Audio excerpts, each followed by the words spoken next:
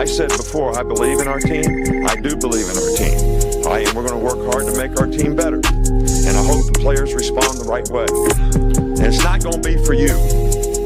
The fans, yes. Because if it was up to you, we're 6 foot under already.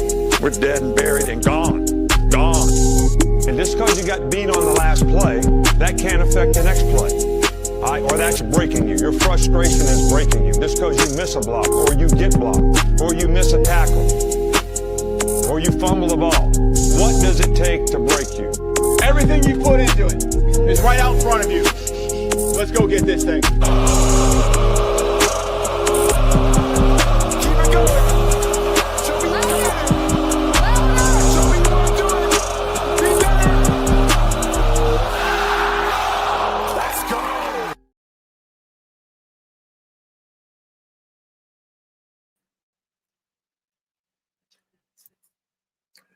And good morning to everybody. Good morning and roll tide to all Tide fans everywhere. Good morning and welcome to the Long Run with Piano Man. I'm your boy. I am Piano Man here, alive and in living color. Happy Monday, happy Thanksgiving week, and last but not least, Iron Bowl. Iron Bowl. Now, let me just go ahead and tell everybody right now, that is the word for the week, Iron Bowl. Nothing else to say. Nothing to add to. Don't add to, don't take anything away, just Iron Bowl. We know what's at stake. We know what the business is. Iron Bowl. That's what's happening. Iron Bowl. So with that being said, let's just hop to it. We're just going to be on here for an hour today. And first of all, before I go further, before I go off into doing anything, let me hop over here in this chat. Good morning, Stephen Hickson, the Voices of No Mercy. Roll Tide to you. DSGB84, my brother representing them dogs out of Georgia. What's up, bro? Happy Thanksgiving week to you, Frankie K. What's up, bro? Roll Tide to you. Oh, y'all know what's about to happen. Y'all know what's about to happen. Yes, sir. Yes, sir. When this person shows up, she has her own theme song. Let me see.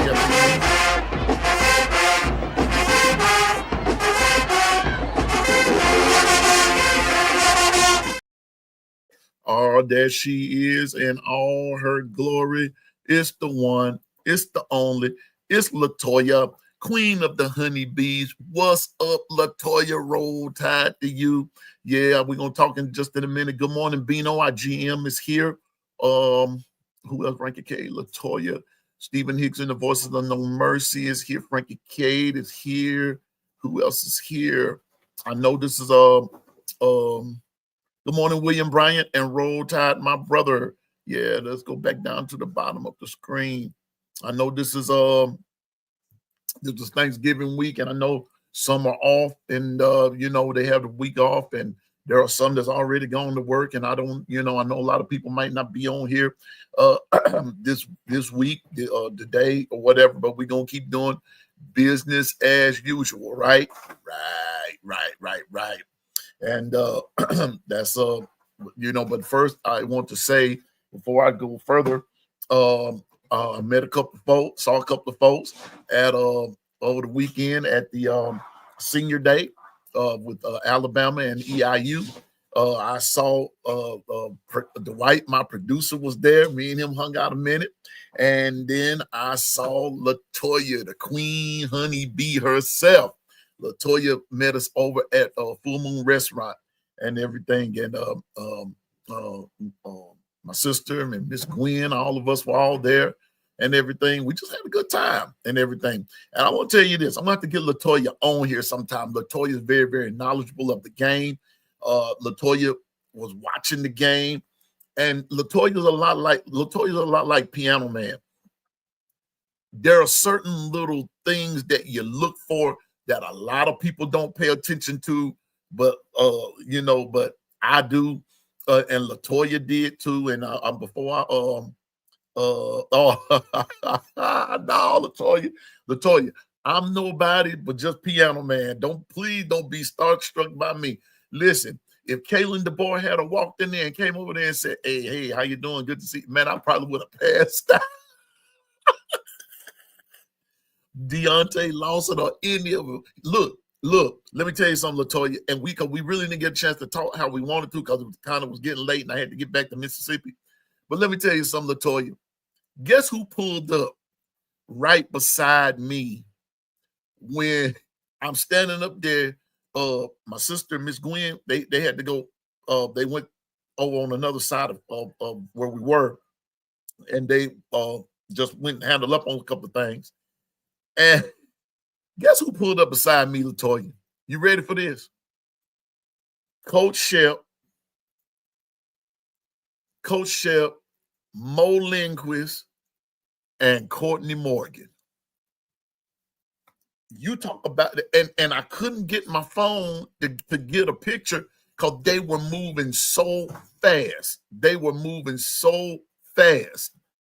Courtney Morgan, Coach Shep, and Mo Lindquist were all three together, and they pulled up right beside me, and I could not get my phone out to kind of grab a picture because they were moving so fast. They were moving just that fast. I said, oh my goodness.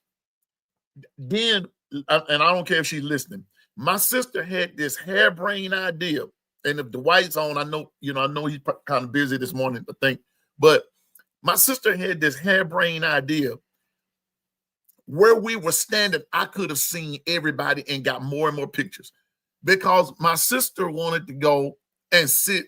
She said, we need to go over here and sit down. We were on the side where the team enters the facility. Yeah, subscribers only. Yeah, okay, cool. Check this out. This morning, we were standing there, y'all, where they enter the facility. She wants to go over there and sit up over there by Gene Stallings' statue. Really? I'll never take her to another game.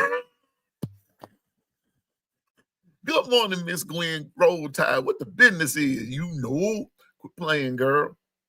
Good morning, Nicole Covington. What the business is? Roll Tide to you. You know. Quit playing, girl.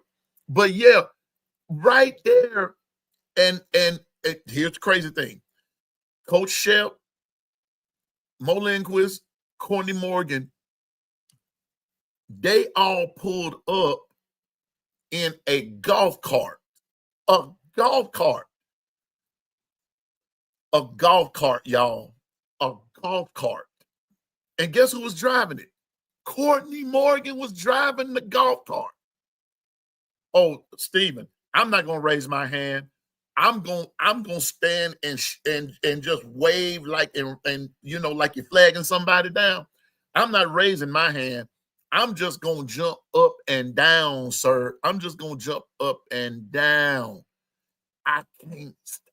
Look, how many times have y'all heard me say, I don't know who I despise the most? The Dallas Cowboys, Auburn, LSU, or the devil. That's the truth. So I'm not going to just raise my hand. I'm just going, me, Stephen, me. I can't stand them. And now they just talking mad stuff right about now. They're talking mad stuff. But anyway, back to my story. Courtney Morgan is driving this golf cart. Him, Coach Shep, Mo Lindquist, and it was somebody else on there. And I also said, and I'm trying to get my phone and everything. And by the time I get my phone set and everything, I wanted to get a picture. Good morning, Jacoby. Roll Tide, brother. I wanted to get Big Dean. What's up, man? I wanted to get this picture. Courtney Morgan, Mo Lindquist, Coach Shep. They're like, whoosh. Now you see them. Now you don't. Gone. I'm standing right there amongst greatness. Hey, good morning, Jeff. Yeah, oh yeah, unfortunately, they made my head start hurting. I don't like the Dallas Cowboys. I love it when they lose. I can't stand it. Can't stand it. Not that I'm a big Eagles fan either, but anybody. I won't, you know what? How people feel about Alabama. It's the same way I feel about the Dallas Cowboys, but we're not here to talk about them darn cows chumps, you know. But anyway, but I'm standing right there by them. They pulled up right beside me. Like, wow. So we all know that for those, unless you just not been paying attention, we all know that Bama is going to play Auburn Saturday for all of the marbles. Everything has been lined up for Bama. All Bama has to do now, all of the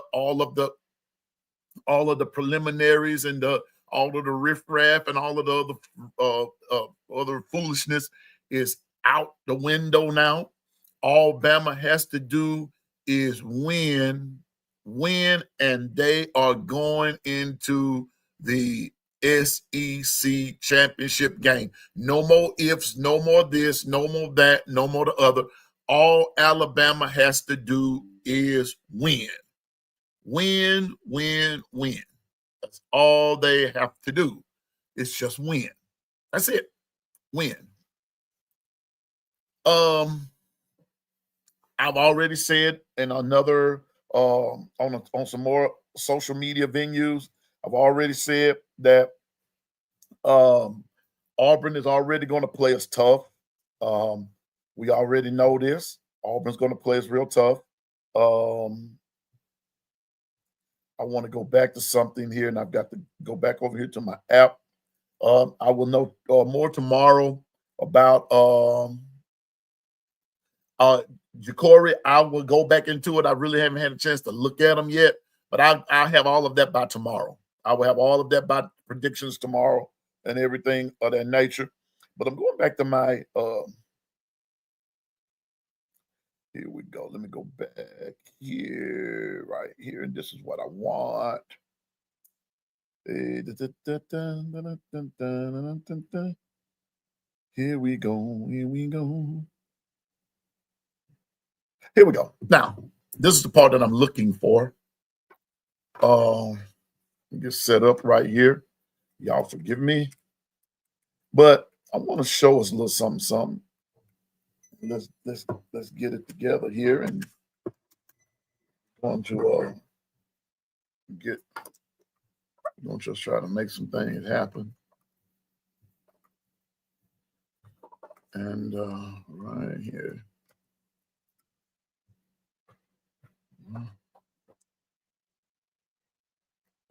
Come on now. Are you out of juice? What? All right. What I want to do is look at the stats from Saturday. There we go. Here we are. We all know that the score was 56-0 and everything. And some of you, you might be interested or you might not. But we had on first downs, it was 32-2. 32-2. Third down efficiency, Bama was 8 out of 11, where EIU was 1 out of 11. Fourth down efficiency, EIU was 0 for 1, and Bama was 1 for 2. Total yards, 539 yards, passing to 70.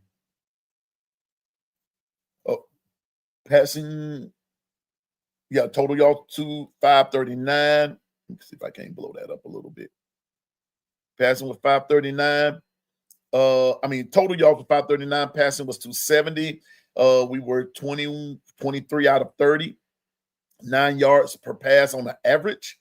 And interceptions thrown, 2.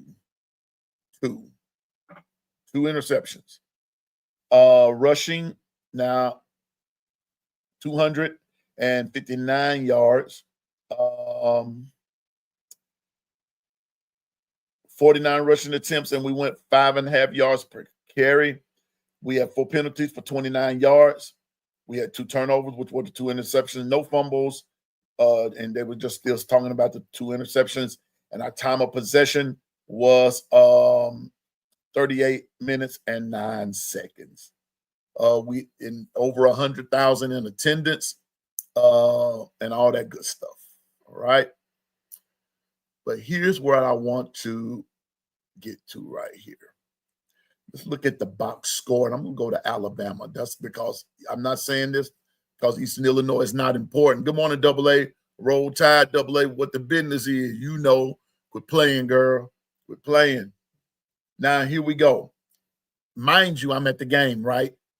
We're sitting in the end zone, and we have pretty cool seats and all that good stuff. But here we are. Ty Simpson was 11 out of 16, 9.2 average, no touchdowns, 2 interceptions, QB rating of 47.1. Keelan Russell, 7 for 9. Ty was 11 for 16. Keelan 7 for 9, 78 yards, 8.7, no touchdowns, no interceptions, with a quarterback rating of 53.1. Austin Mack, 5 out of 5. Average of 9 yards, and no touchdowns and no interceptions. For a whole average of 270 yards passing, and no touchdowns passing and 2 interceptions. And I'm not highlighting the 2 interceptions and everything. I'll talk about that in just a second. Jam Miller, 11 carries for 62 yards, 1 touchdown. His longest run was for 24 yards. A.K. Deere, 9 carries for 45 yards, 5 yards a carry, 2 touchdowns. His longest was 13. Kevin Riley, 8 carries for 36 yards, 4.5. He had 2 touchdowns, and his longest was 9-yard run. Austin Mack, 26 yards rushing. His average was 13. His longest was 20 yards, and he had 1 touchdown. This is all rushing now. Dre Washington, and the list goes on and on. Richard Young scored. Daniel Hill scored. Let me say, basically they played just some of everybody, right? They played some of everybody. And all that good stuff, all right? Receiving, Mbakwe. Now, here's where it gets tricky. Mbakwe, 2 receptions, 39 yards. Kevin Riley, 3 receptions, 37 yards. Marshall Pritchard, 4 receptions, 33 yards. Caleb Edwards, 1 reception for 30. Isaiah Horton, 2 for 29. Ryan Williams, 1 for 25. Cole Adams, 2 for 23. Brody Dalton, 3 for 22. A.K. Deere, 2 for 12. Rico, 1 for 11. Chargan, 1 for 11. Losier, 1 for 2 yards, 270 yards. All that kind of stuff. All right. I just want to deal with the offense. Just the offense. In watching them play, in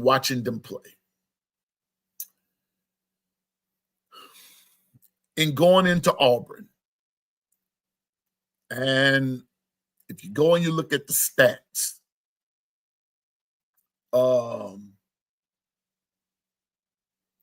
if you go looking at that, I got you, Double A. I got you. I'm gonna talk about that in just a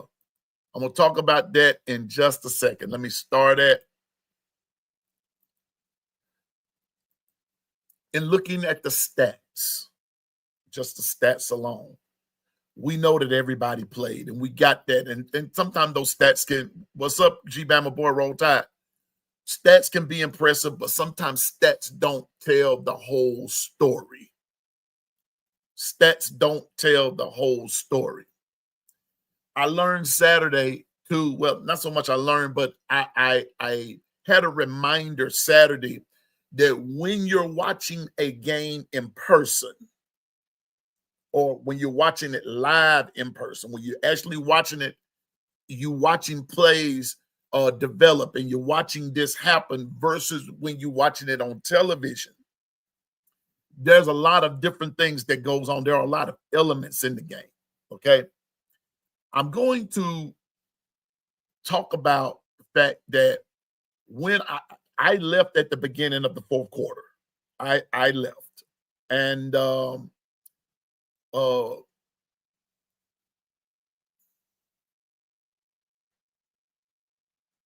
Okay. Okay, I got you. I got you. I got you, Stephen. All right. Um, I'm having a hard time saying it because I'm not trying to be nice, but I'm also trying to be, I'm gonna keep it 100 with you. I really did not like what I saw. Yes, we won the game, but I also felt a different vibe coming from this team. I felt a different vibe. There was a vibe coming from the team that I wasn't digging.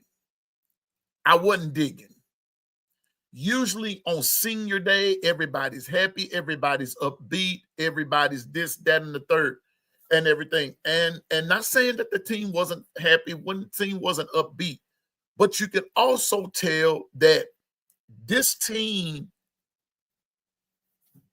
has not only been tested by other teams, but and not only has the team been tested by the media, but the team has also been tested by the fans themselves. The team, and they've tested each other. They've tested each other. Now, just the best way that I can put it, and I'm normally not at a loss for words, but this time I kind of am.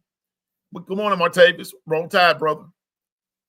But I'm telling y'all, there is a different vibe. There's a different vibe. Just being honest with you, there's a different vibe. There's a different feeling with them. You know, we just lost Oklahoma, who we gave to, and just a different vibe. In certain areas, they play slow. I'm just talking offense now. I'm just talking offense. The backs, the line are not in sync. Not from what I'm used to. Not for a team in this week's, at this portion of the year, at this part of the year. They just did not look in sync. Don't let that 56-0 fool you. Honest to goodness, Bama easily had the offense really been in sync. Thank you, Train. What's up, Training My Dragon? KT, what the business is? Quit playing, girl. We put 50 plus points on the board, and it was not impressive. I'm being honest with you. I'm being honest. If this offense had really been in sync, like it really could, like I really believe that the potential is there, this could have easily gotten up to 100 points. Easy. Real easy.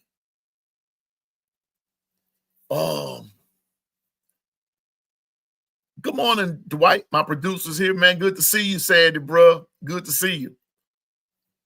I am not. I'm telling you. I'm telling you from what I saw Saturday, and I'm not bashing anybody. I'm not bashing. Please don't take it as bashing. I'm calling for double L, Roll Tide, brother. I'm calling it for how I saw it from sitting in the end zone. I had end zone seats.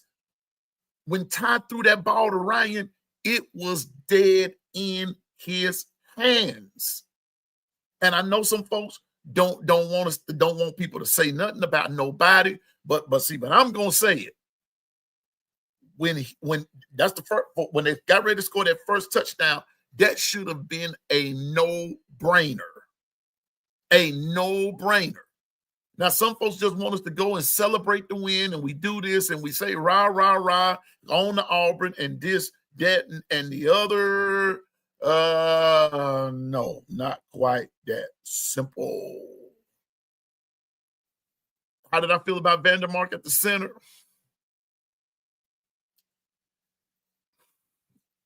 I have no KT. I have no words. He did, Jacory. Every time Talty got up, and I'm gonna say something about that too. Every time Alabama scored a touchdown and Talty got ready to kick the field goal, they booed him. But let me tell you why it was booed. Good morning, Zach. Roll Tide to you, brother. But let me tell you why. When Talty got down there, it was in my end zone that he missed the first field goal. I could have swore he got it. It was dead. You couldn't ask for no better. And he missed it. He missed it. It went wide right. It went right. It went right. I'm just gonna say wide right. It went right. And people couldn't believe it. They could not believe it. Exactly, KT. That's there's something I want to say, but I've been advised.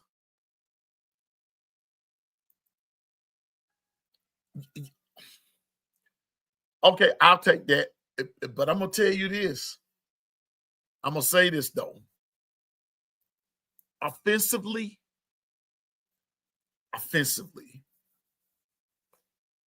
there's still a lot of work to be done. Because I'm going to say this to you now. Now let's get to Auburn for just no. Yeah, I'll put it right there. I'll leave it right there. Let me get to Auburn for just a second.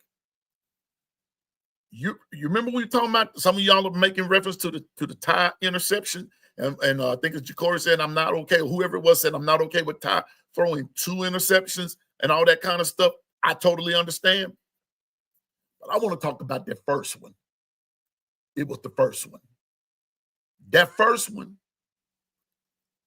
the linebacker read him, read his eyes. And can I tell you something else? He came out of the huddle with a preconceived notion to get the ball to where he was going to throw it to, as opposed to allowing the play to develop.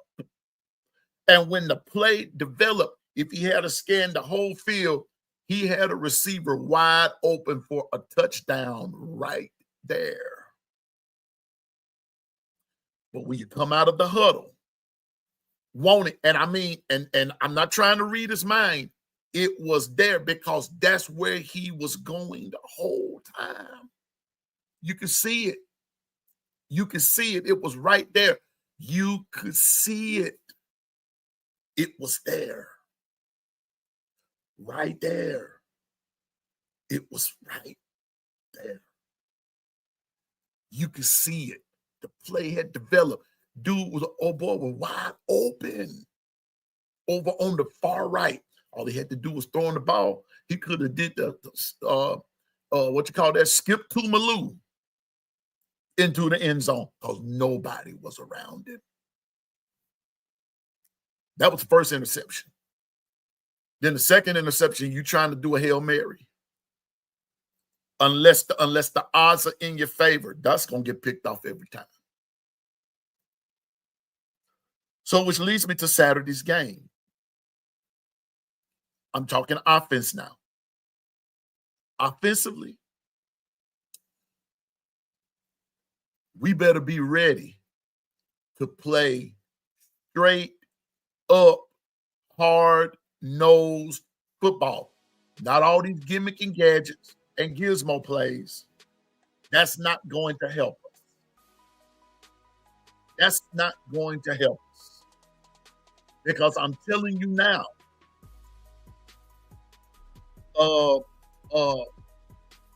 Auburn's defense is just as good as Oklahoma's defense. And remember, this is the same Auburn defense that Oklahoma had a hard time scoring on.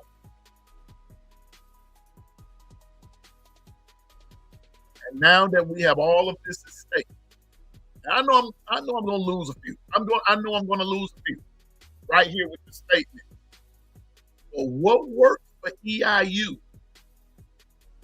won't work for Auburn. Yeah, I know Auburn has this bad record. I know Auburn's not doing so good. I know Auburn is without a team. I mean, without a coach. I know all of that. I got that. But being honest with you, offensively, if we don't play no better than that, we're in trouble. I'm telling you, the game is already going to be tight anyway, simply because it's Auburn. But if Bama comes in and can play smart, and it begins with Ty and the relationship between Ty and his O-line and all of that offensively, it won't even be close. Now, that's just how I saw it. That's how I saw the game. Now, somebody else may see something different, and that's perfectly cool. But from where I was sitting, our backs looked slow. When Ty threw the interception, I was talking to someone, and I told them when Ty threw the interception and they were running it back, Daniel Hill got hurt trying to make a tackle. He got hurt. I'm sitting there looking at it because when he was going down the field, my Alabama's back was to me. They were going down the field and everything. And when they were coming back toward my end zone. Daniel got hurt. Got shook up there for a minute. You don't need that. You're already, and don't get me wrong. I know you're trying to make a play. I got all of that. Going down this stretch now, it's all hands on deck, player. And we don't need those type of mistakes. We don't need all of that. We don't. It's crucial now. I'm going to tell you this.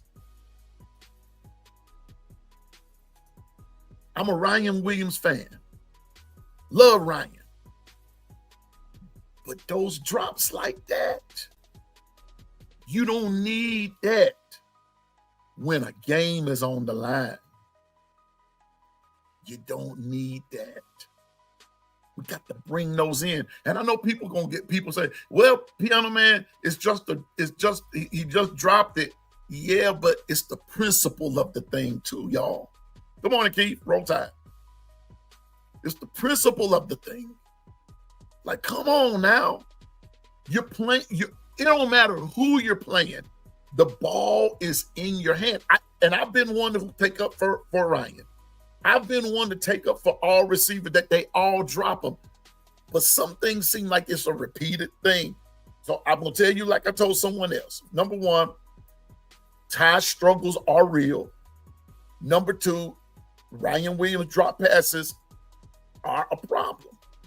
I still chalk it up to sophomore slump. But that one there, that's a pass and a catch that he actually normally makes. He dropped that one right in the end zone.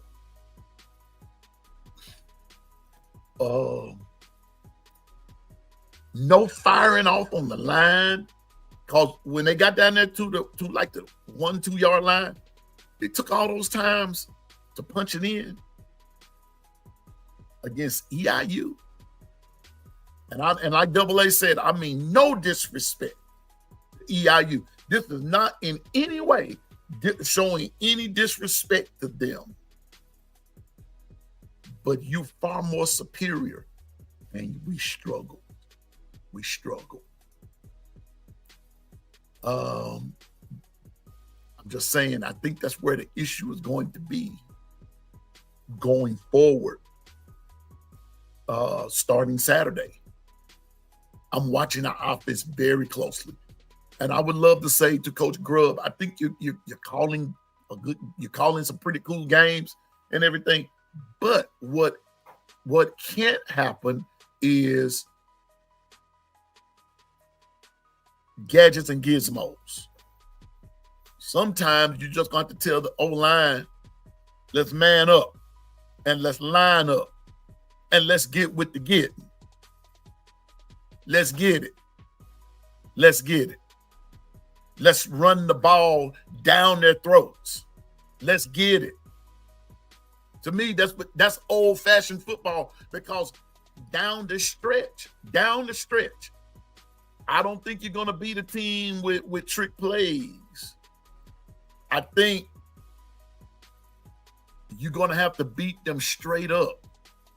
And that's simple plays. You got it, And what's his name? Caleb Edwards? Yeah, KT, when you said, I love a good tight end target. Yes, God. Tight ends were always open. TP, what's up, bro? Boomer Sooner, I'll let you have that. But I'm telling you now. You got to play straight up, man. I'm telling you. As much as I love Caden Proctor, those plays for him and lining him up the way that they do him sometimes is all fine and cool when they do work. And I understand that you use those plays and those things work here, there, and yonder. But there also comes a time when the defense is ready for that. I just say line up.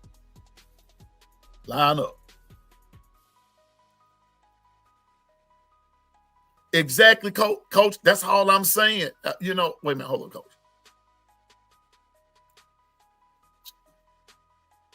Score enough points. Yeah. And it's and that's noticeable. But Martavis, yeah, we had 8 rushing touchdowns. Good morning, Bobby Sprinkle, my main man. Yes, we had 8 rushing touchdowns, and that's why I said that I'm not taking anything away from that. But that 56-0 score is very, very misleading when you watch the game in person. When you watch the game in person. That's all I'm saying. I'm saying. That's all I'm saying, bro. I could get it if 56-0 and there was a whole lot of productivity going on, especially with the first team offense. Martavis, that's all Piano Man is saying. With the first team offense, they should have did that by themselves. Coach Carl put it, and that's why I also said, Coach Carl, this game could have easily, and should have easily, they could have hung a 7 or 8 spot on these guys with no problem. But Martavis, bruh, to a certain degree, first team struggled to get the first 14 points on the board. What's up, 2-time? I'm just saying. Piano Man just keeping it real. And then number 2, this offensive set, and I don't know if anybody will agree with me or not, but here we go. This offensive set is actually a tight end's best friend. If you can get the ball to him. The last 2 weeks, the tight end has actually been open. I'm talking about wide open. Just saying. Tight end. Tight end. I would have kept throwing to the tight end, and I'm gonna refer back to the Oklahoma game. I would have been throwing back to Cuevas until Oklahoma stopped me. Just saying, man. I'm just saying. And that comes from that's a widespread problem. Yeah, exactly. And can I tell you? Can I tell you something? Wait a minute. Hold up. Hold up here. Wait a minute.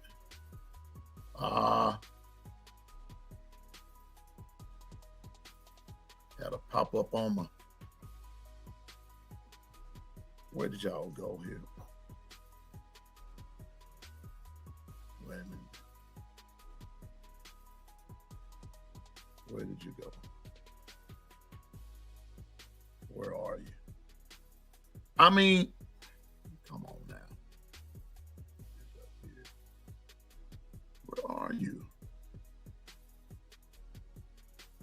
There we are. Now, can I tell you something? Wait a minute. Wait a minute. Yeah, here we go. This is what I was looking for. Bama, Piano Man, Bama tight end might be the best in the nation. That dude is cold-blooded, and you won't get him the ball. You won't get him the ball.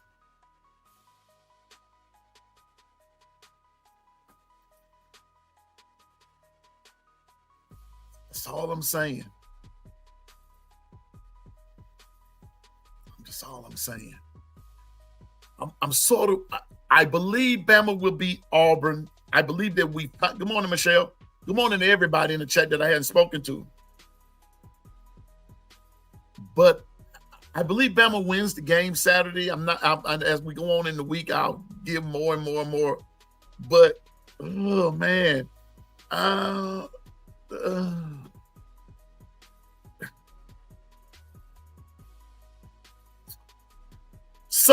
Something miraculous has to happen between now and Saturday offensively. Offensively, something, the light has to come on offensively. Something has to happen. Something has to happen. Like I told y'all a minute ago, I'm normally not at a loss for words, but this morning, when it comes down to our offense, I am at a loss for words.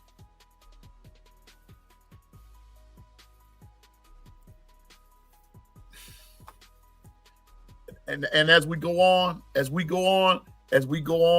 and everything, I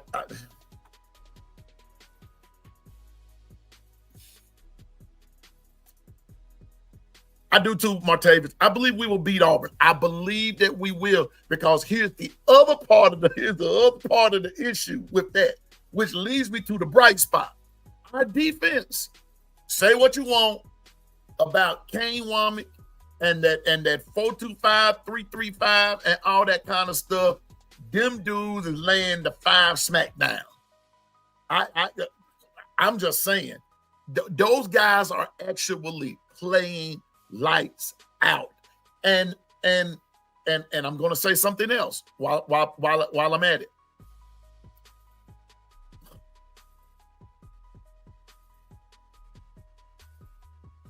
It might be the defense that actually has to jumpstart the offense.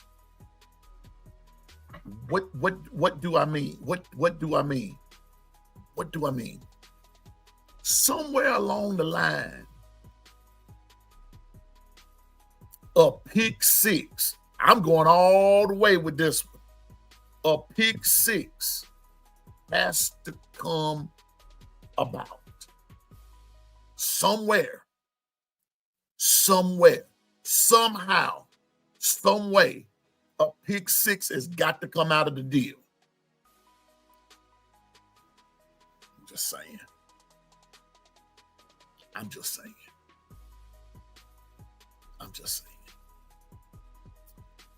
The defense is going to have to be the saving grace of this team for now, until something clicks off, which also leads me to this.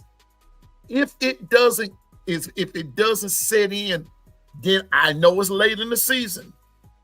And a lot of, Piano Man has to be careful in how he says things, because I love everybody. And I know some people get darn offended when you say certain things, but sometimes, here we go, sometimes changes need to be made. Because Coach Saban said something. You got to use the players. that gives you the best chance to win the game. To win the game. I'm just saying. I don't care who you got to switch out. It doesn't matter. You got to use the best players to win the game. And all this switching and swapping and this and that and the third, that's not going to get the job done. Pick it's like what I tell somebody, pick a struggle. Pick a struggle. You got to pick a struggle. I'm serious. Pick one. You can't just swip and switch and swap. You can't do it. Not at this stage of the game. Not in this stage of the season. Bama's defense, number 1 defense in the SEC and number 9 in the nation. Exactly. And folks still hollering, get rid of Womack. To me, you need to pay to get a man a raise. You need to give the man a raise. If you can't, come on, coach. If you can't do the job, listen, if you can't cook, get out the kitchen. If you know you can't cook, don't volunteer to bring the potato salad to the family reunion. Don't volunteer and cook the chicken. Matter of fact, just bring the cutlery dishes. What I mean by that, bring the forks, bring the spoons, bring the napkins, bring the paper plates and things like that. Y'all see what I'm saying? If you ain't cooking, stay out the kitchen. I'm gonna say this. I got to go here. And please don't. No. I'm here to take the smoke because the proof is in the detail. Thank you, Coach Sean, for saying it. Ty Simpson is suffering from the same problem that Jalen Milroe was suffering from. It's only on the opposite side of the fence. Remember, you were saying that Jalen could not throw short, the intermediate. I can. But guess what? Ty is not consistent on the deep ball. He's not there. He's not there. The arm strength isn't there. You know, I'm just saying. It's not there. So it's basically suffering from the same thing. And now at this point in the season, what defenses are doing is taking Ty's strong point from him and making him go to his weak point, and that's throwing the ball deep. And those are getting batted down, they're getting overthrown, they're getting underthrown.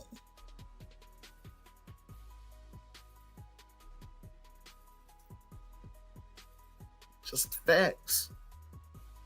And this is why an awesome running game is important.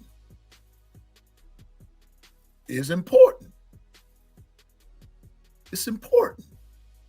Nobody's bashing anybody, but we're watching this.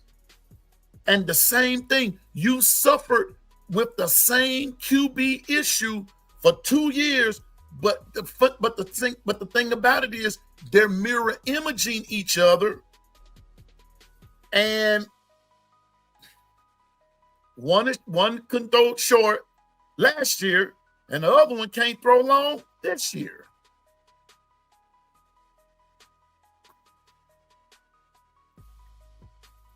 Just talking about passing. And so now we're at a place where the whole offense has to make adjustments. All of them. Whether it's from play calling, whether it's from play adjustment, or even as you're playing the game, making adjustments as you play. As you play. I'm just being honest with you. You got to adjust when you see them coming at you. I mean, I'm just saying. Yeah. Got to have a running game. A running game. Let me say this in Ty's defense. It's too much pressure on him. It's too much pressure on him. Because like what Kendrick Flood saying, not having a run game and an O-line that struggles. What have I said from the beginning of the season? The X factors. O-line. From the offense, O-line. Ryan Grubb. Injuries. Well, guess what? The O-line. And I've been called it. That was either going to be the success or the failure of the offense, the O-line. And that's what's happening now. Okay? The O-line. But then, because of no running game, it puts all of the pressure on Ty, because here's Ty now with deficiencies. And to all the folks who think that Ty is perfect, guess again. He's not.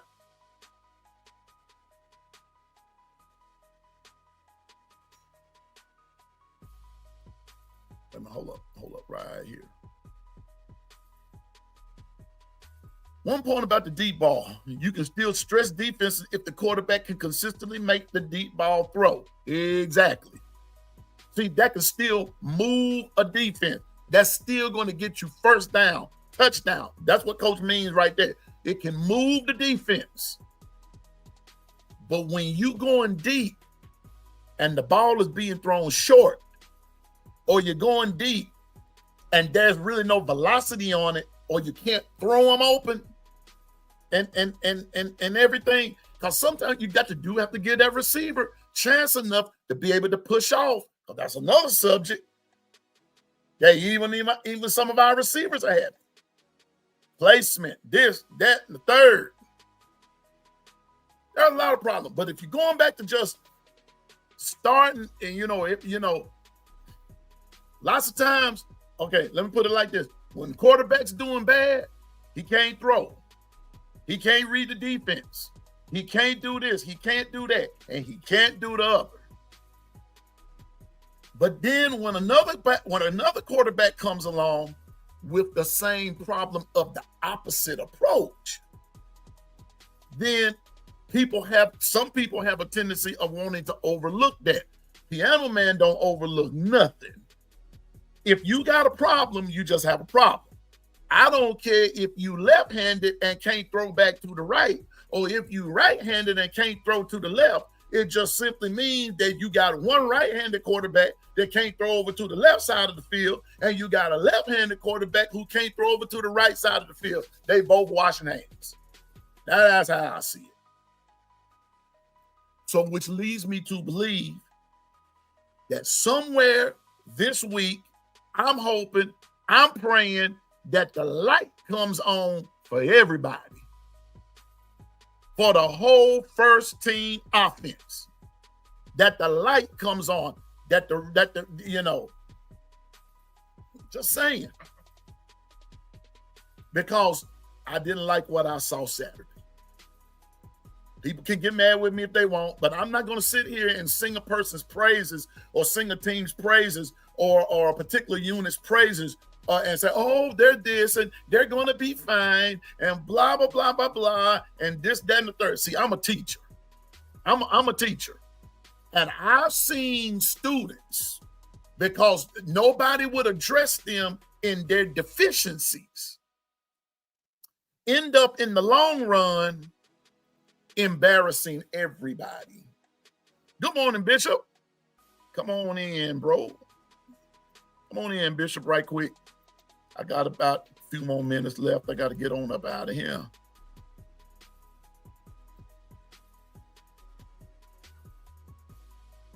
So got a lot at stake here. So if So I want to see. So I'm going to put this right here. I want to see if Ty and the whole offense, the first team offense, can move Auburn's defense. I want to see. Coach Carl, I am at my last two. Law enforcement and then Capstone, bro. Capstone. Bishop, what's up, player? Hey, what's up? Sorry about that. I've been in training, but good morning, fam. Hey, glad to be above ground today. Me too, man. I know some of these look. Some Bama fans probably gonna want to put me under the ground, but hey, Brian, what I saw, cause it is what it is. Is that you for 2 years now? You know, folks been hollering about the quarterback, this, that, and the third. But you've had two quarterbacks with the same issues from both sides, from opposite sides of the fence. One couldn't throw the intermediate route, and now you have one who's not very consistent with the deep. That's not to say Ty's not a good quarterback, because he is. But there's some weaknesses in his game, and then you got a shaky old line that's not helping them none, and then you got some running backs who ain't helping nobody either. It's just kind of bad back there. But it's going to lead me to this right here. Now, I'm going to say this. For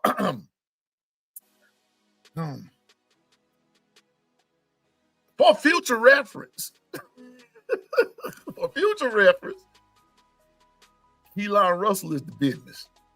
Austin Mack looks pretty good too.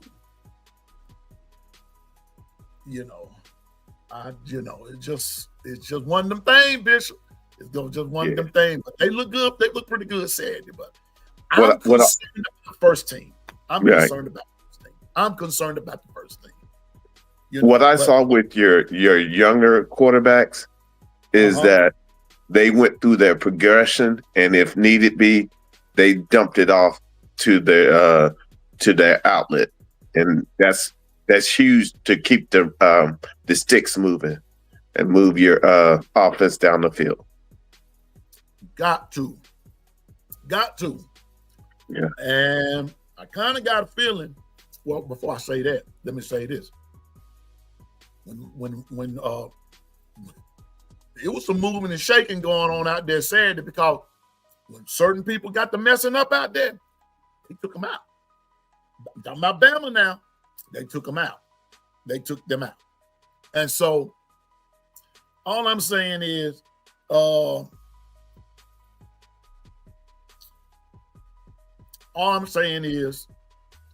Saturday, work cut out for us. Coach Carl hit the nail on the head. We know what's at stake. Let's see if you want it. And like in my intro, Bishop, when Coach Kelly and the boys says everything that you work for is right there in front of you, let's go get this thing, then let's go get it. Facts. Let's go get it. This is it. This is a combination of this week is all about who wants it more. Understand it. I don't care if I got to go through your cemetery, but we are the standard that has been set. It's time for us to seize the moment. Got to seize it, man. And you know what, Bishop? Maybe if, ands, buts, this, that, and the third. Either you're going to win it or you're going to lose it. There is no middle ground. Either you want it or you don't. No middle ground. You're either up or down. You're either right or left. You're either in or you're out. And without a doubt, hey, you guys know what it is. Understand, in order to go do that, you have to get grimy. This is the week to be okay to be grimy, to whatever it needs to do to get that win. Be willing to do, however it looks like. Orlando Draper put a song out a few years ago. Whatever it takes, whatever it takes for Alabama. Oh golly, you know what? Oh my gosh. I ain't even gonna comment on that one there, what I just saw, Bishop. You'll see what I got my head down for. Just a second. Oh my goodness. Let me tell you something. Whatever it takes, whoever feelings you gotta hurt, get to hurting them. Because let me tell you something. This is something that's on the table. And the prize is right there in your grasp. It's right there in your grasp. And you've got to go for it. You got to seize the moment. Seize the moment. I'm of the firm persuasion, Bishop. Yeah. Now, you correct me if I'm wrong. You just tell me. Just tell me if you think I'm going too far. Go ahead. It wouldn't surprise me, Bishop, that once all of this is over and the playoffs have been set, it will not surprise me, Bishop, if it's an all SEC natty.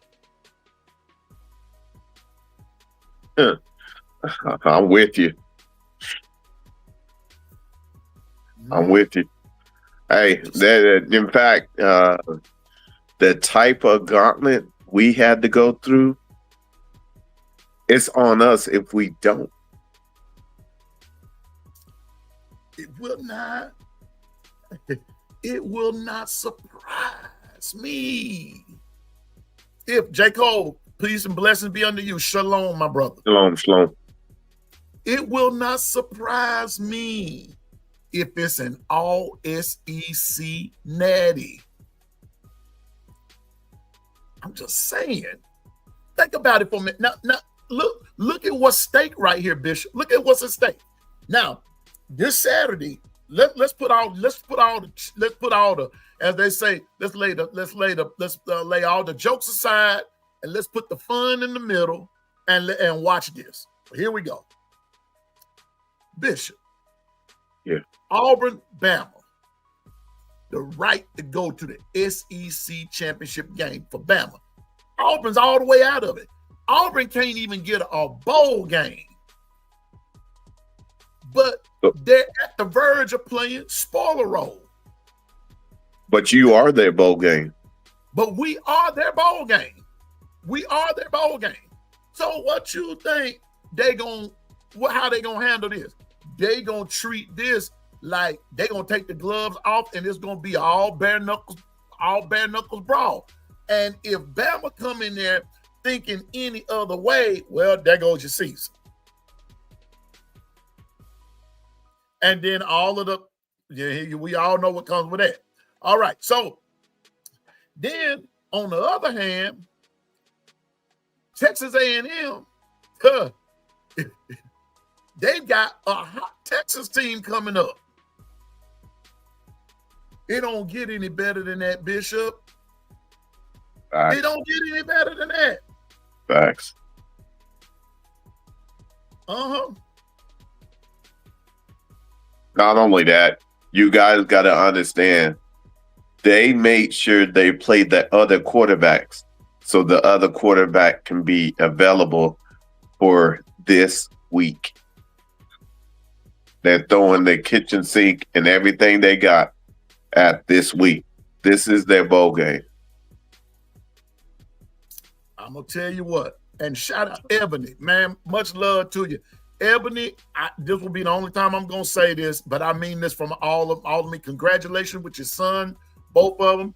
Noah looked good out there Saturday. Your youngest son balling out and everything. And, you know, I love the Williams family. Love y'all, all of you all, mom, everybody included. But I also got to give a shout out to Ebony, to them darn Cleveland Browns. Shadua Sanders doing the doggone thing yesterday. You a diehard Browns fan. I know I'm a Steelers fan and we lost yesterday, but I just believe in giving credit and honor to where it is due. Shout out to Ebony and her family, and shout out to Ebony and them Cleveland Browns. Shadua Sanders Bishop come up. They didn't even want to play the man. Didn't even want to play the man. Who wins you the game? The dude that is despised by everybody wins you the game. So shout out. Shout out. Hey, shout now, out. hey, and Piano Man, that should help everybody in the chat. When I say fire test, that young man went through the ultimate fire test. Every possible way they tried to bury that man, but yet he is the storm that they're having to deal with because God had a different plan. Yeah. And guess what? And the plan of God showed up yesterday. You know, I'm just saying. I'm just saying. But shout out to them doggone Cleveland Browns today. Hey, much respect. Much respect. Much respect to Shedeur Sanders, man. And I know a lot of people are happy about that, and I'm one of them. I'm not a big Cleveland Browns fan, but what I am for is on the side of what's right. And yeah, you know, they may not want to give him any credit, but I guarantee you his stock went up yesterday, and that's what it's all about. So shout out to them Cleveland Browns. But I'm gonna tell you like this, I just said to but we are Auburn's bowl game, and you know, I'm just saying, man. I'm just saying. You just ready to play. I'm ready to play. I ain't got much to say. I said what I've had to say. Even if I don't come on here the rest of the week, or may not come on here until Saturday, I've said all I've had to say. I've had my say. I'm done talking because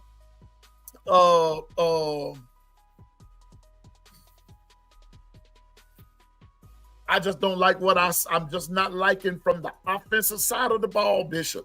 I didn't say the whole team. I just said the offensive side of the ball. Right. Well, I will say this. I said it on Brinsky's show. Remember this quarterback that's going to be playing.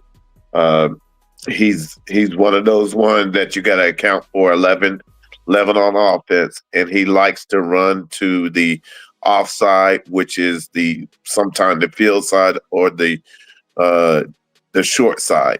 He loves to run through that way because everybody tends to flow toward the tight end side, so he likes to cut back against the grain. So I had mentioned that on Brinsky's show. Yeah. And so I'm just saying, man, it all I know is this right here. Saturday going to be a war. Saturday is going to be a war. Coach Carl, you know what? They're going backwards. They're regressing. That's why I said, don't let this 56-0 fool you. First team should have got 56 by themselves. This should not have been a collaborative effort. This should have been almost a first quarter score. I'm being honest, Bishop. I was there. Looking down, I was right there. It should have been 56-0 at halftime. Right. And it wasn't.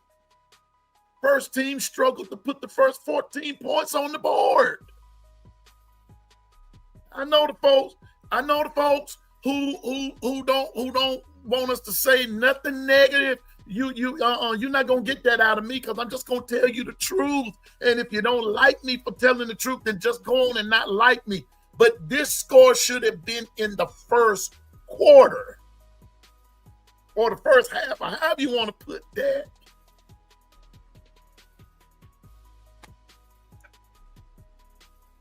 Well, you know what? With all said and done, is there's a lot to grow from, and there's a lot of film out there. The bottom line is, you got 1 week to put it all together. Got 1 week.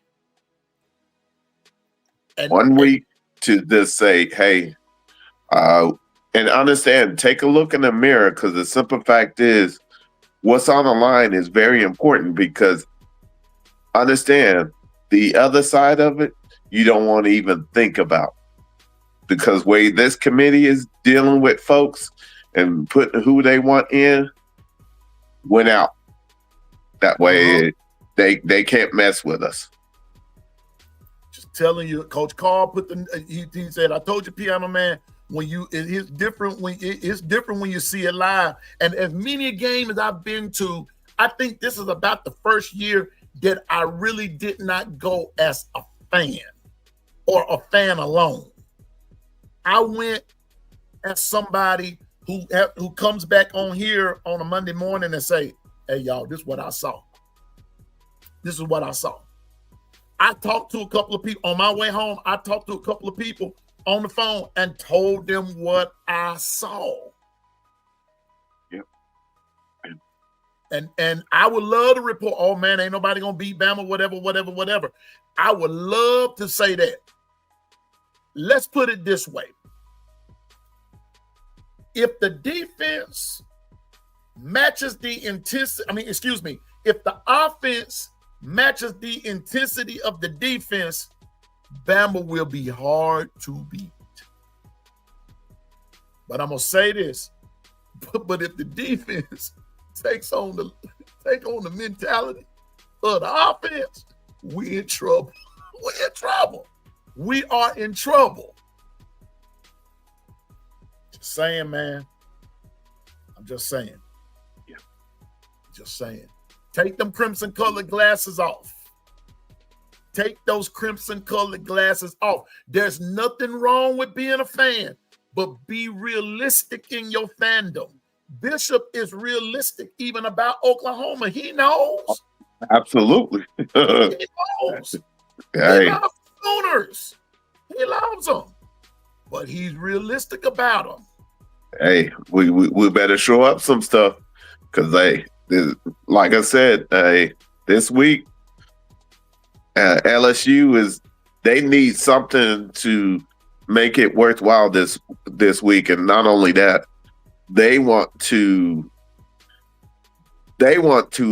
stop our option to go into the playoffs, and they're gonna throw the kitchen sink because we are their playoff game or their bowl game. Same as you guys. No ifs, ands, or buts, and I'm taking it like that. No more rat poison. We're not going to play with our food. We are who we are. We got to shore up some things, absolutely. But if nothing else, 1-0 is the only option. It's the only, you got to view it that way, folks. And all I'm saying is this right there.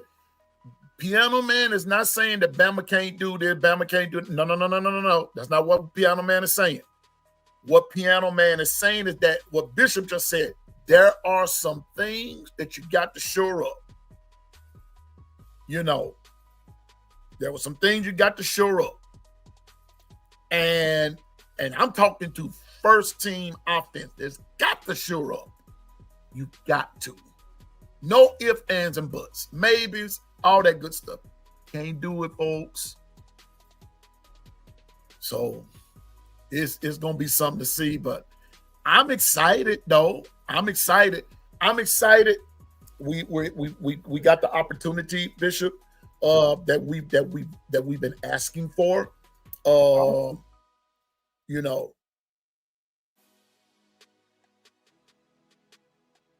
Huh? Wait a minute. Death threats? What? Wait a minute. Hold up now. Let me read this. The death threats and booing is uncalled for. If my son pisses y'all off, fans will have to go through me first. I will sit on his porch with a brick and y'all can bet.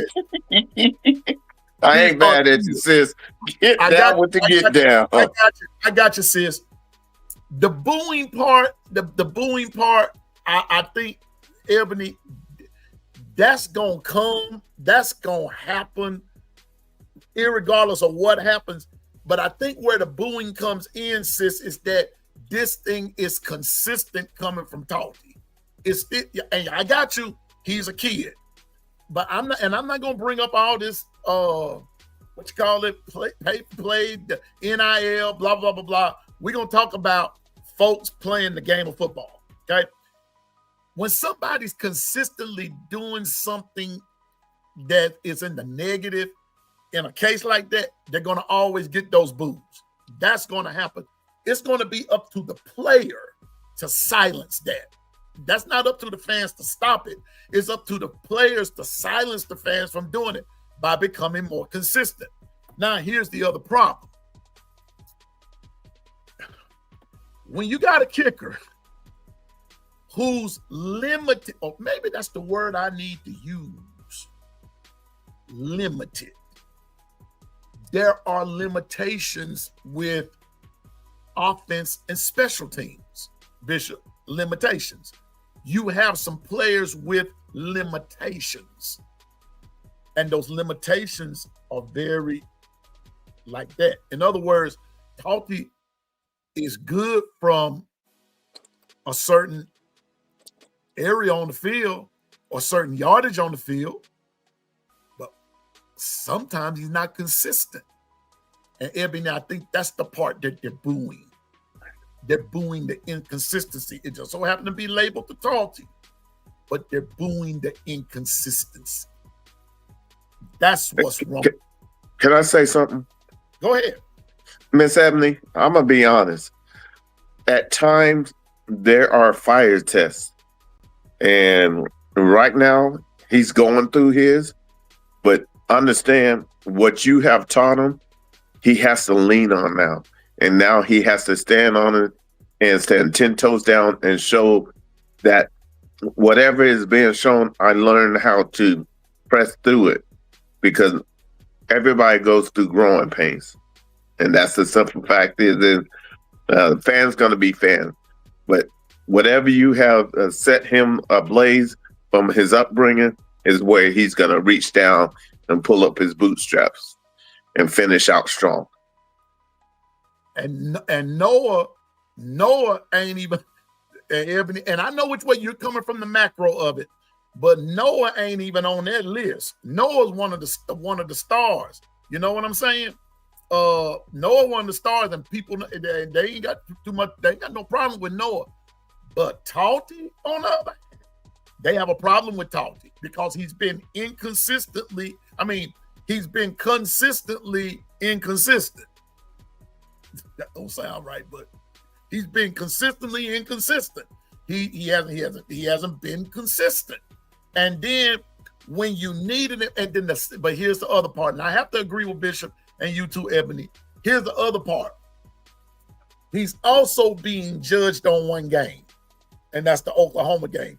Talty makes a field goal. Alabama actually wins the game. Oklahoma does come up a little short there, but he missed it. And so here we are. Then Saturday, he misses another one. And so they're going to highlight the one that he missed and say nothing about the other ones that he made. Always the ones that he missed. But that's part of it. But now death threats, on the other hand, no. That should not be. That should not be. Yeah, that's fandom gone too far. Way too far. Yeah, you've taken it too far. I don't care how bad it is, you know, to threaten someone's life, that's wrong. That is wrong. I'm not sugarcoating it. Go back and look at his stats. It ain't like I've seen worse AA. I've seen worse field goal kickers. But I think his is more or less the timing of it, you know.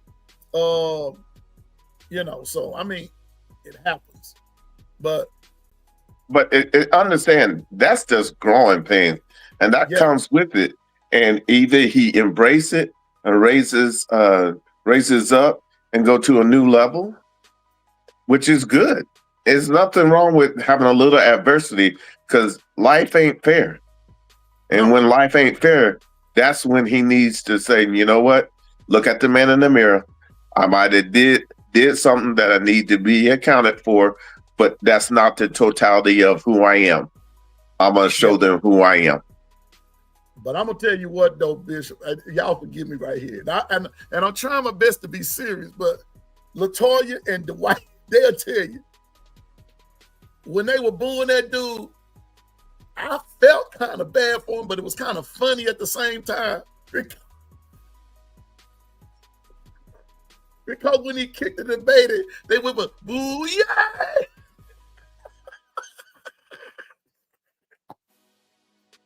It it was like you went from one extreme, you went from one emotion to another within like 3 seconds.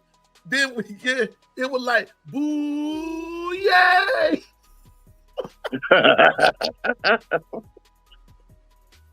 I felt like I was in New Orleans at Mardi Gras talking about booyah.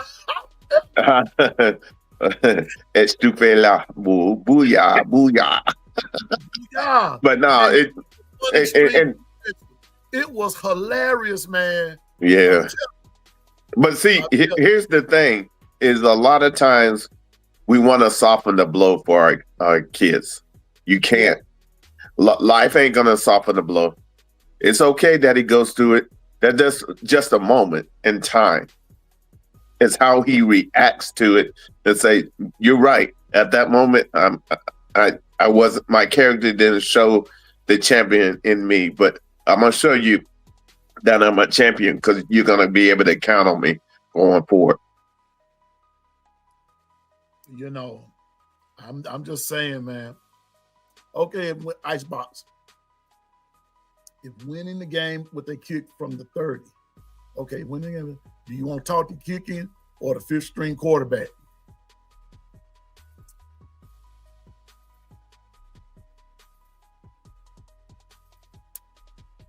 I'm gonna be like Fred Sanford.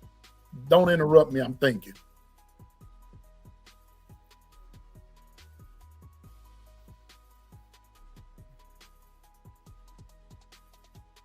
Well, for me, I don't know. I'm gonna be like Dr. Caldwell on Fred Sanford too. I don't know. I don't know if I would want the fifth string quarterback or Talty. Can you give me another option? Can you give me another option? You know, I'm just saying, fifth string quarterback. I mean, I'm probably gonna have to go with, what's up, OG Gil? Thanks for all you do, brother. Peace and blessings to you. I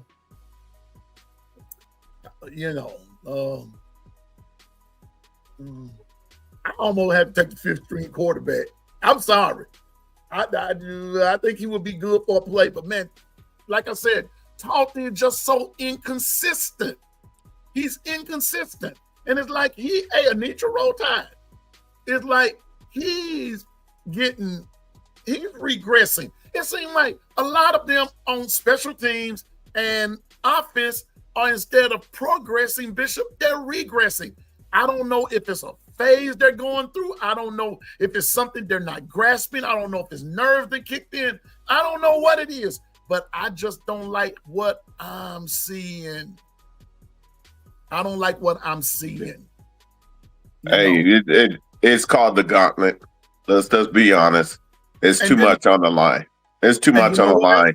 And everything is important to make sure that you keep moving forward. And you know what else, Bishop? And everybody don't handle it the same. And that's okay. But that's life. There's been times that, I had to take that criticism, but going for death threats and all that's too much. Come on, y'all. We got to be better. We know what our kids are struggling. You're basically saying, look, pick yourself up by the bootstrap. But when you start doing death threats, that's where the mental part starts breaking down, because a lot of them aren't built for that. Booing is one thing. When you call them person and you issuing death threats, now you're the one with the problem, not that player. Players are prone to mistake. They're going to make them. They're going to miss a field goal. They're going to miss a pass. Quarterback's going to miss a throw. Running back's going to miss a gap. They're going to make mistakes. But to try to,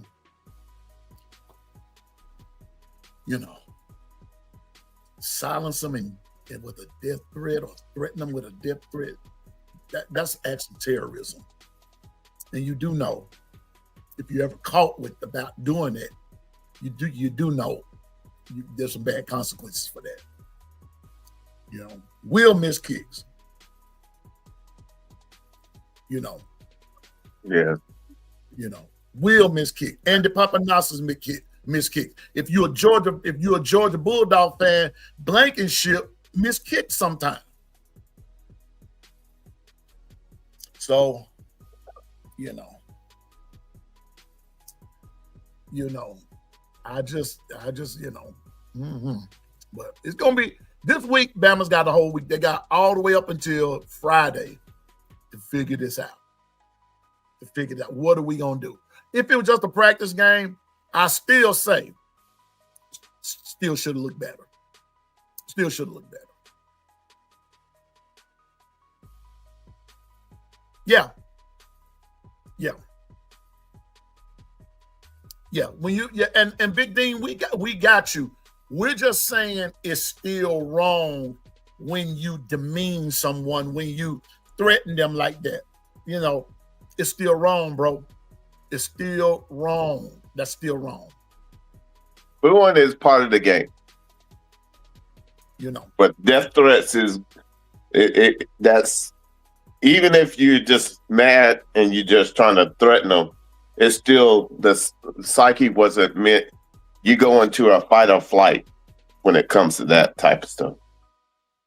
Bama hater 4955. Don't pretend you didn't see that legit question. What? I didn't see a question. I promise I did. The chat is rolling so fast until I don't get them all. So, what question? Do I need to scroll back up? Let me see. Let me see. Did you see it, Bishop? No, I sure didn't, bro. See it either. But hey, well, didn't having to put it back in, and we'll make sure we answer. We ain't trying to skip nobody. No, I don't see it, Bama hater. I don't see it.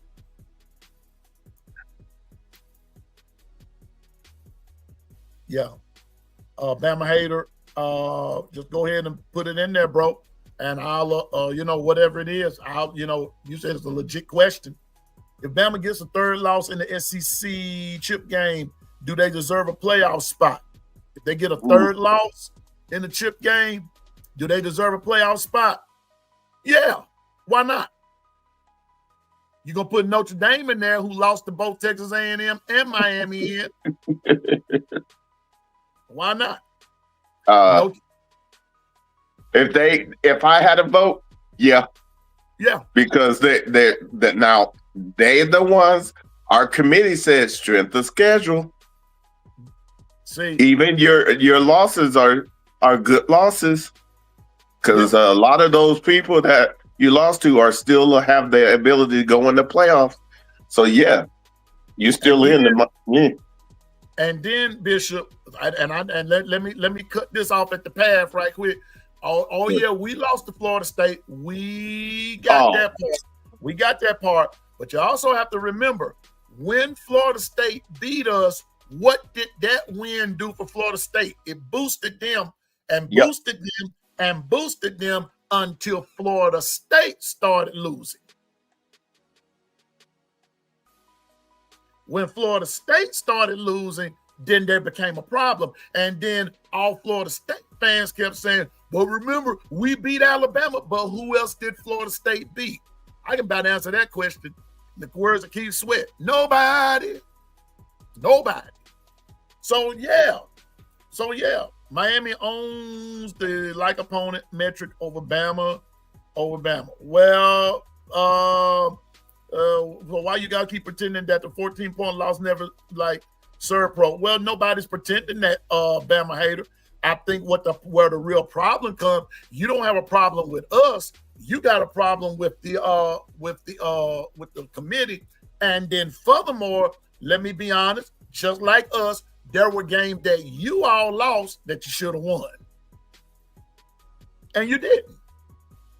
So now, just like, and then I don't know what you fussing about. Y'all can still get in.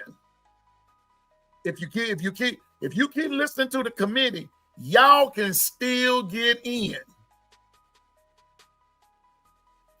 Georgia, I've been saying this for the last couple of weeks. My Bama hater 49. Let me tell you something. Georgia Tech is actually helping y'all out. Now you pretend you don't. You pretend you ain't just heard what I said. and tell me I ain't lying. Tell me I'm lying.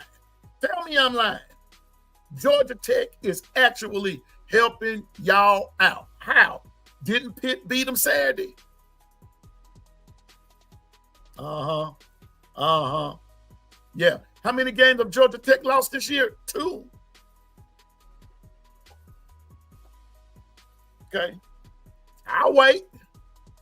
So nobody's pretending that we lost to Florida State. Heck, it's on our record, Bama hater. But ain't nobody pretending that y'all didn't lose to, was it Louisville that y'all lost to? Who else you lose to? Nobody Who happened there? Nobody's pretending anything. And at this juncture, you're looking at opponent metrics. Oh, Bama owns the like opponent metric over Miami owns the like opponent metric over Bama. But you go back and you look at the strength of a schedule, Bama hater. Y'all ain't even in the same league with Bama. You're not even in the same league. You're not even in the same league with Oklahoma or Georgia. Heck, you ain't even in the same league with Vanderbilt when it comes to strength of schedule. But hey, you know my rule: documentation beat conversation. That's it. I'm just saying, bro. I'm just saying. Vanderbilt got a schedule. Louisville 2 years in a row. Louisville beat y'all 2 years in a row. And last year, Bama hater, if you're a Miami fan, let's just go on and be real. There was some games that the refs gave y'all, bro. You know it, and I know it.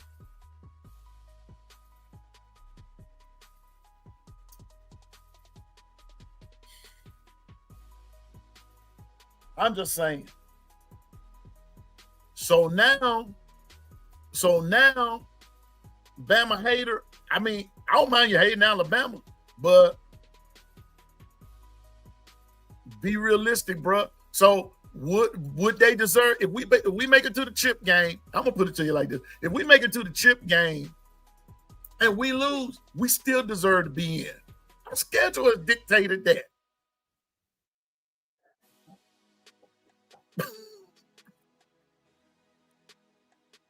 What biggest win you have?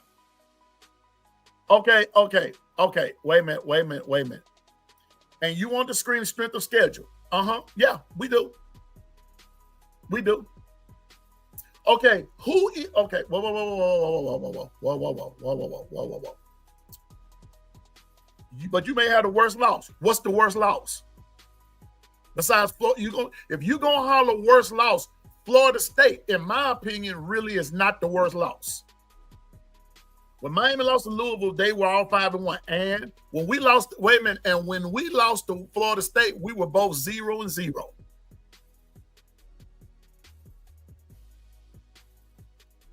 We were the first game of the year for everybody. Somebody was going to lose. It just so happened to be us. We were both 0-0.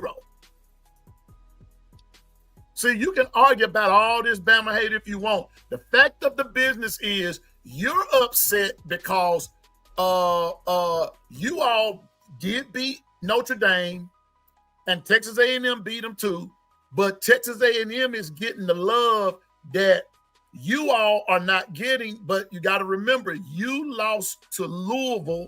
And who else did you lose to, Bama hater? Hold up for a minute. Wait a minute. Hold up. Hold up. I'll help you out right quick. Who else you lose to, Bama hater? Because you ain't number, what ranking y'all on now? Like number 15, 14, something like that. Wait, I mean, hold up. Rankings. Yeah, y'all number 13. Yeah, y'all like number 13. And let me see. Y'all number 13. Hold up. I want to see something for a minute. Bishop, I'm trying to find something. You good. Before I get up out of here. Number 13. Y'all, Miami. There we go. All right. Miami. All right, here we go. Okay, here we go. Y'all beat Notre Dame 27-24. Y'all beat Bethune-Cookman 45-3. You beat South Florida 49-12. You beat Florida 28-7. You beat Florida State 28-22. You let them come back on y'all then, but you beat them. Louisville beat you 24-21. You beat Stanford 42-7.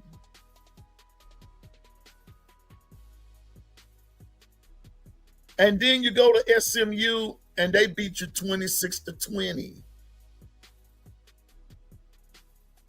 Oh. Wait a minute.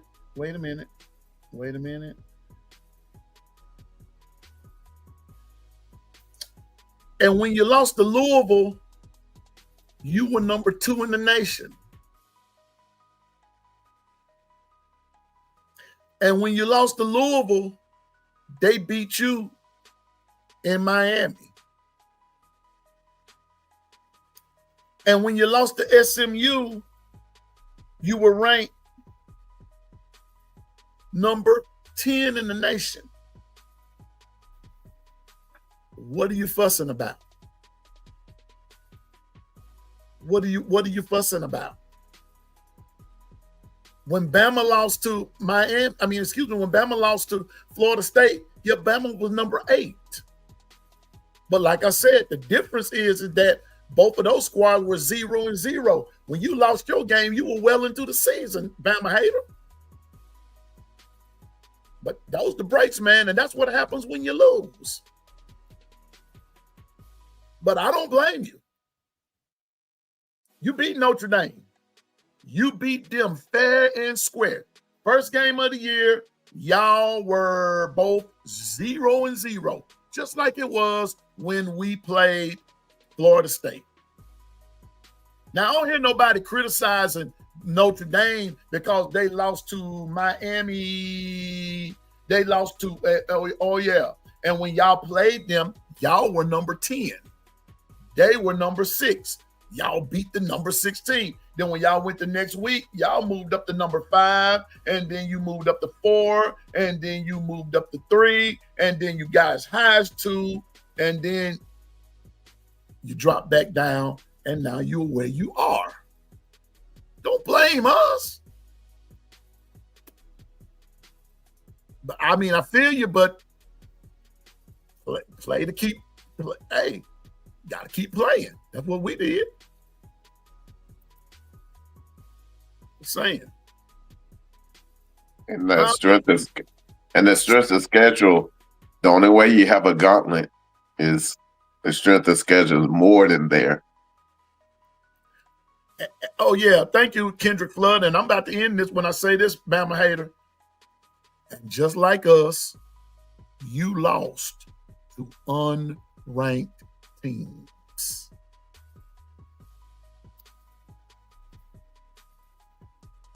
My sissy's here, Kimberly. You know. But Bishop is always gonna be. You know what? I love the folks that come to talk. Like to talk about Bama. Because they think we getting this special love and this, that, and the third. Man, we sitting on our seat. You know what? I think I will. Bishop, I think we're going to take a break right here for about 10 seconds, okay? Got you. Okay, we're going to take a break right here for about 10 seconds. This is brought to you by...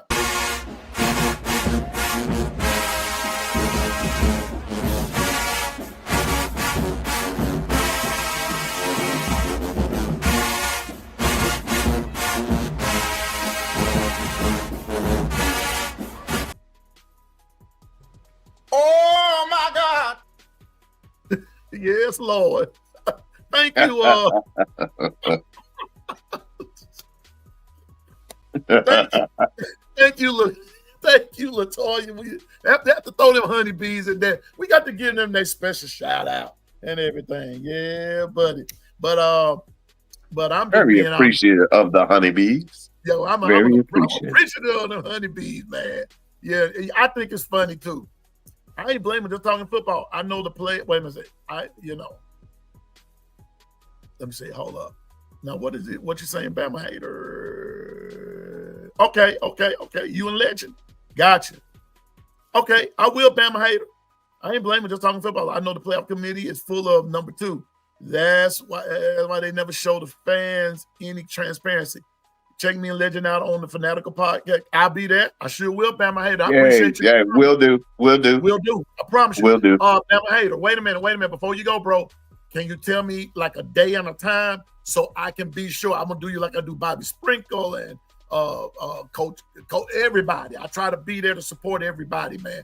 But just give me a day of Bama hater, and I'll be there. Just let me know. I'll be there to support you, bro. I sure will. But I will say this, Bama hater. Let me tell you what. This committee is ready for Thanksgiving. Let me tell you why. Because they full of more stuff than Joe's Thanksgiving turkey. I'm telling you now. They I mean, I'm just being honest. I'm just being honest about it. He's a brick house. Yeah, Michigan. Oh, nah. I'm sorry, OG Gill. I'm sorry. Oh, yeah. That's right. I want Michigan to beat Ohio State. I do. I want them to beat them. Man, that would just do me good. Hey, I would read that would do us real good. Yes, that sir. would do us real good. I need Michigan to come through one more year. I want them to get shut all the way down. You got, I need them. Yeah, I need Michigan to take care of Ohio State. That'll shake up a whole lot of stuff. I'm gonna need Michigan to shake up Ohio State, and I'm gonna need somebody to shake up Indiana. Just shake up the whole Big Ten, as far as I'm concerned. That's what I want, man. That's what I want.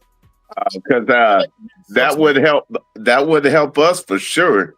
Because then that'd be a super quality win. Ebony know where she stand. Ebony know where I stand with that Ohio State fooling. Let me tell you something. My mama did some graduate work at Ohio State. I didn't like them when my mama was going. And she got me a bunch of Ohio State paraphernalia. I threw that stuff in the garbage.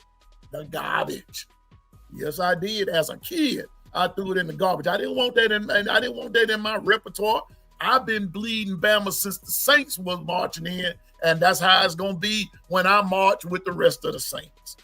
I don't even think the Lord gonna allow Ohio State fans to make it into heaven. Talking about your name is a Buckeye. He wants you going with both eyes wide open, not with no Buckeye. What's wrong with you? From a playoff perspective, we need Ohio State to win. No, we don't. I don't give a hoot if Ohio State, listen, Ohio State will never, ever get any respect from me. Never. I got cousins who I don't like today because they live in Ohio. We don't need Ohio State to do nothing for us. Nothing. Drop them rascals out. Drop them down. Ebony, you and Keith, you are smart. Oh, now you're calling us. Okay, Keith smart. All right. All Alabama got to do is win. We don't need Ohio. What we need Ohio State to win for? What we need Ohio State to win for? Thank you.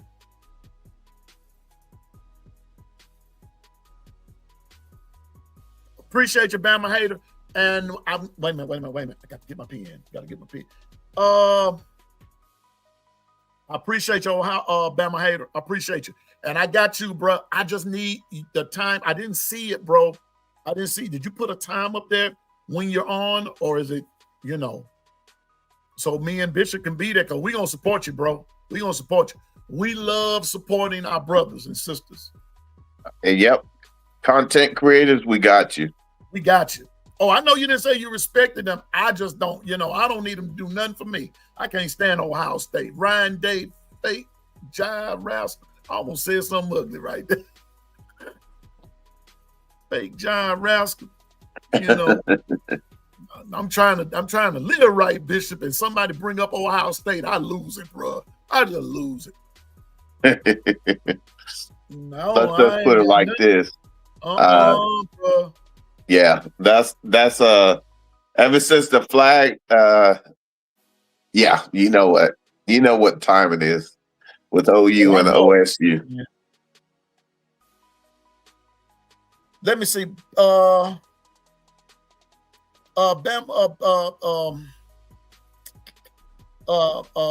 Dwight, I may have a Thanksgiving one.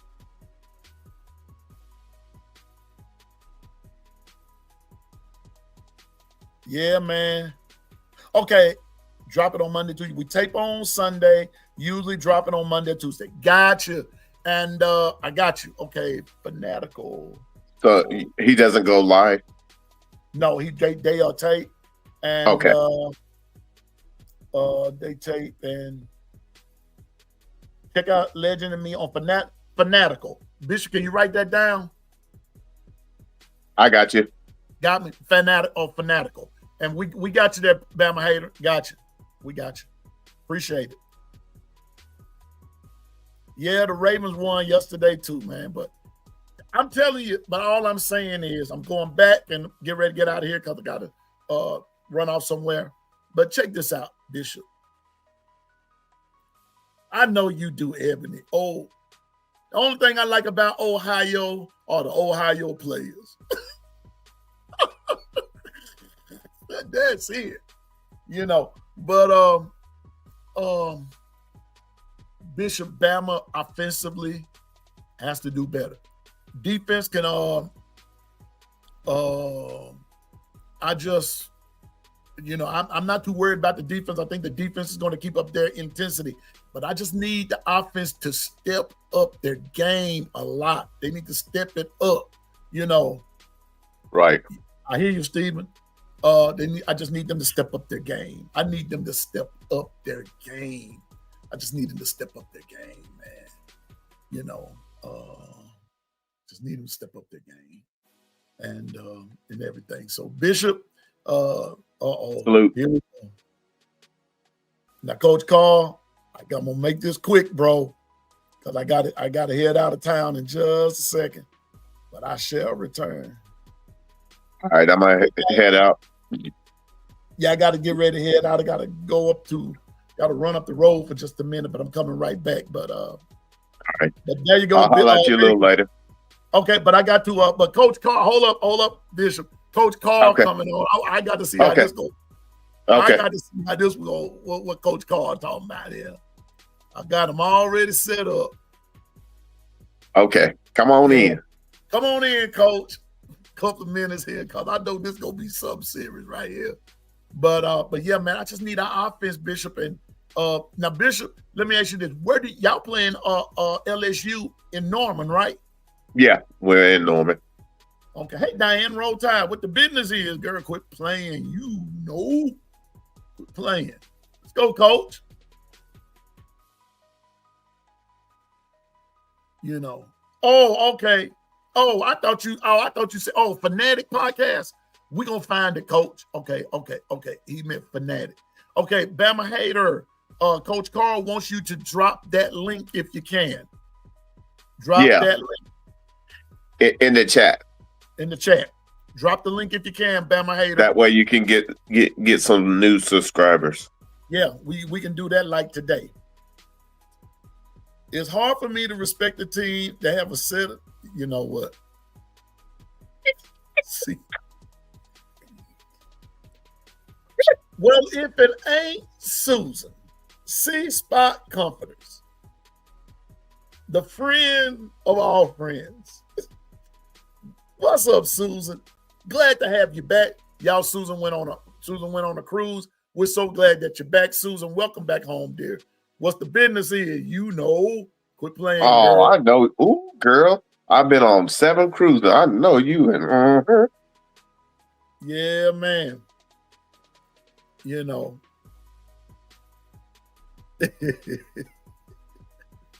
Here go Coach Carl. Wait a minute. Here you go. Coach, what's up, man? Coach Carl, what's up? What's going on with Phil? Man, we can just barely hear you. Hold on. You must be all right. Now wait a minute. Now, Coach, now Bishop. Yes, sir. What's Bishop? Coach Carl talking mighty low right there. I want to know what's really going on. I got questions.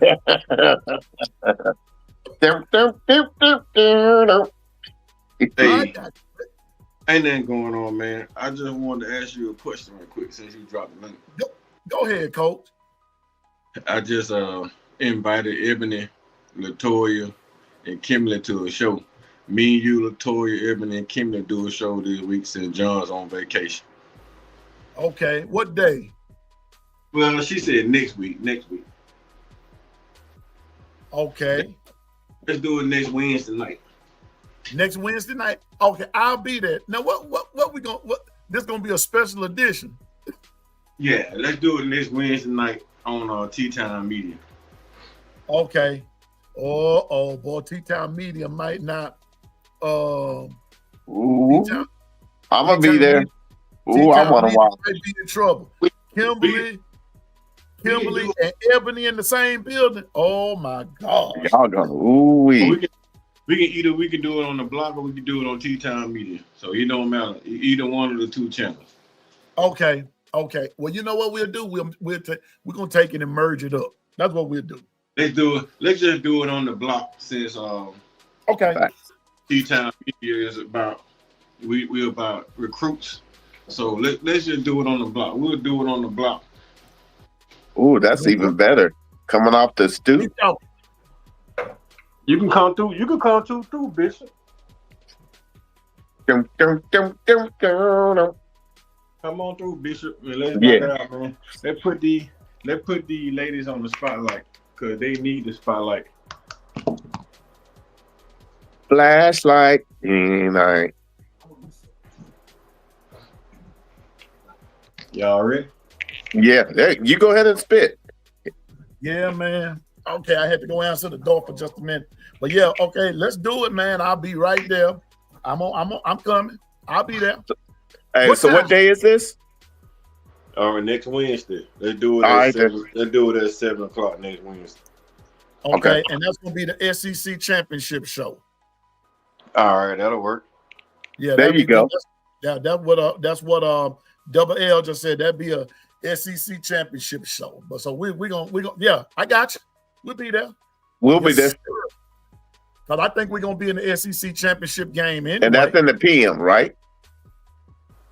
Yeah. Yeah. All right. Cool.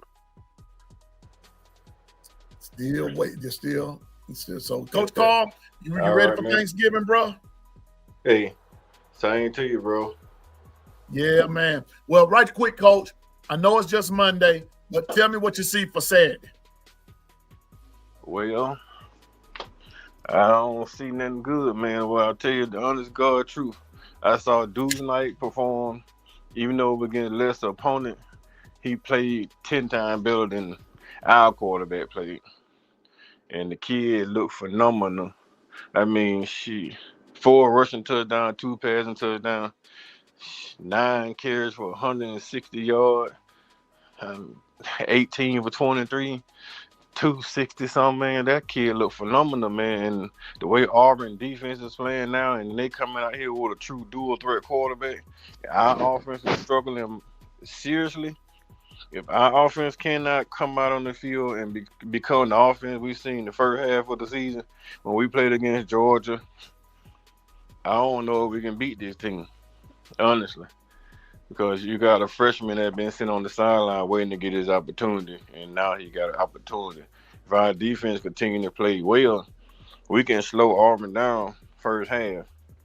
But if the offense don't move the ball and keep getting Auburn offense those 3 and out, man, we're gonna be in for a long day down there in the plains. And Gotcha. Auburn could potentially knock our ass out of the playoff contention. I mean, this game here, man, for the way we've been playing lately on offense, it's terrifying for me. Like There you Allen go. even turned down tickets. Like CJ called me, had me say, "Hey man, you want to come to the game?" I'm like, I don't know, CJ. I was like, what you want me? You gonna sit me in the end zone? You gonna be in the fan section? Nah, man, we gonna get the President's Suite. Oh no, I'm not coming in President's Suite. No way, can't do it. Not going in the President's Suite, sitting in that game, and you can't say nothing. You can't cheer. You can sit down there, y'all be mad in the press because you can't say nothing. Nah, I'm good. I tell them, nah, I ain't doing the President's Suite. I do that shit for Georgia, somebody else, but not for Bama. If they give me some tickets and I go out there in the crowd, I'll go. But I ain't going into that motherfucker sitting on suite. Screw my French. I got you. That's too nerve-wracking, man. We know the way Ty been playing too, and Bama get to struggling, and then you can't say nothing. You just sitting down there in front of all them rich folks. You know what I'm saying? All them rich Auburn fans. It's hard to fuss, man, when your team is struggling and you supposed to be a undercover Auburn fan, right? Well, I tell you what, we gonna see. But I like I said, when I saw that game Saturday, and I'm looking at it like live and in living color, I was saying like, what is this him? And I just didn't like what I saw offensively. I didn't. I've been telling y'all for the longest. You sitting in that stands, you see things that can't nobody see on TV. You sitting there, man, you looking at all these wide open throws. You looking at all these misreads. You looking at all these missed blocks. You can see the whole game from every perspective that is out there. And you see every little single thing. When once you see shit like that, it's hard, man. It's extremely, extremely hard not to be concerned. And I've been concerned all year long because I've been seeing passes that should have been touchdown passes, but quarterback never sees the guy coming across the middle. You rolling that way, and all you got to do is just turn your head slightly to the left, and you can see this guy streaking across the middle, and we couldn't see it. Or you see it, and the quarterback not confident that he can make that throw. So it's a lot that goes on when you sit in those stands. And Toya can tell you, from where we sit at, where she sat at, she can see everything. She can see everything. Every misread, every good read, like you can see everything. Toya will tell you that. Yep. And when I was sitting there in the coach, I was sitting in the end zone, in the north end zone. And yes, just everything, man. Everything. Yeah, Dirty Southern, we said everything. Drop passes, everything. But drop passes, man. You gotta think about drops. And you watch NFL, a lot of people don't. CeeDee Lamb drops a lot of balls. But the ones he catch are the ones that thrown those tight spirals that coming at you fast. Those the ball that receiver catch the most because they're using the jug machine. Those balls coming at you 20, 30 miles an hour. Those the one they catch because they're using closing their hands fast to catch those balls. When you get a ball and it's coming out of quarterback hand all soft and slow, they closing their hand anticipating the ball getting there fast. So they close their hand too soon. That's why they dropping the balls. They gotta get used to catching those soft throws. Only one catch soft throws like that are the running backs. They used to those soft throws. Wide receivers used to those bullet passes. Give it to me quick, fast, in a hurry. I can catch it, close my hand, and I can turn and look and see what's coming. But if I gotta wait on the ball, it's hard to catch that ball when you have to wait on them because they used to closing their hands fast. That's why you see a whole lot of drops because the ball is not coming fast enough. Yeah. So, if y'all scared of Auburn playoff, not scared of Auburn. We're not. Ain't nobody scared. Not scared of them. We scared of Bama. Scared of Bama. Yeah. Not scared of Auburn at all. Let me be honest with you. Go back and check the record out. You know what? Everybody hollering about these rivalries and everything. It's really not much of a rivalry. It really is not. if you go check out the record, Alabama, like what I told y'all about Georgia, go back and look at the record, overall record between Alabama and Georgia.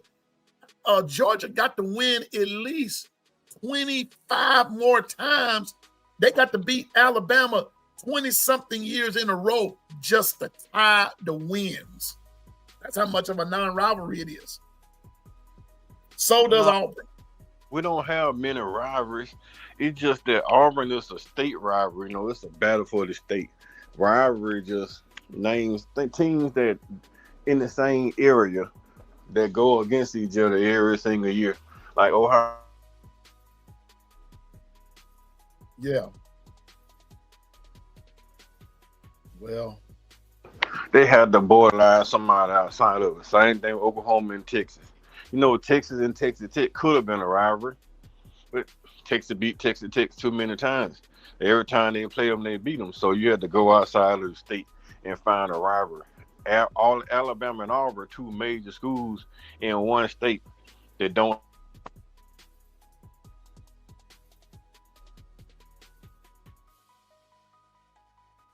Let's see. Because, you know, they was playing each other before Alabama and Auburn started playing each other. They just creating rivalry, man. The teams play each other a lot to build this camaraderie and build these fan bases. And the teams that play against each other, they fight their ass off to beat each other. That's why they call it rivalries. It's just games that players gonna fight their ass off to win. Those that are invested in the program. Like we have a lot of foreigners that's in Alabama. Most of the kids in Auburn are from the state of Auburn or surrounding the state of Auburn. They know the history of Auburn and they know the history of the Iron Bowl. They gonna give us every single thing we got. We got those California kids. Those California kids don't give a damn about their rivalry. They just want to come.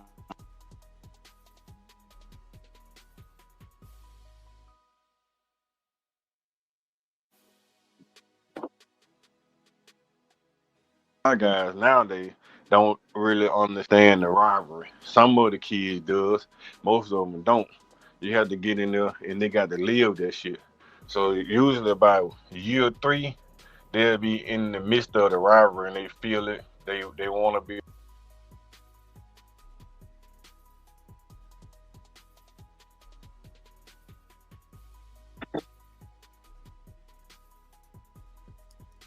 Well, we gonna see, man.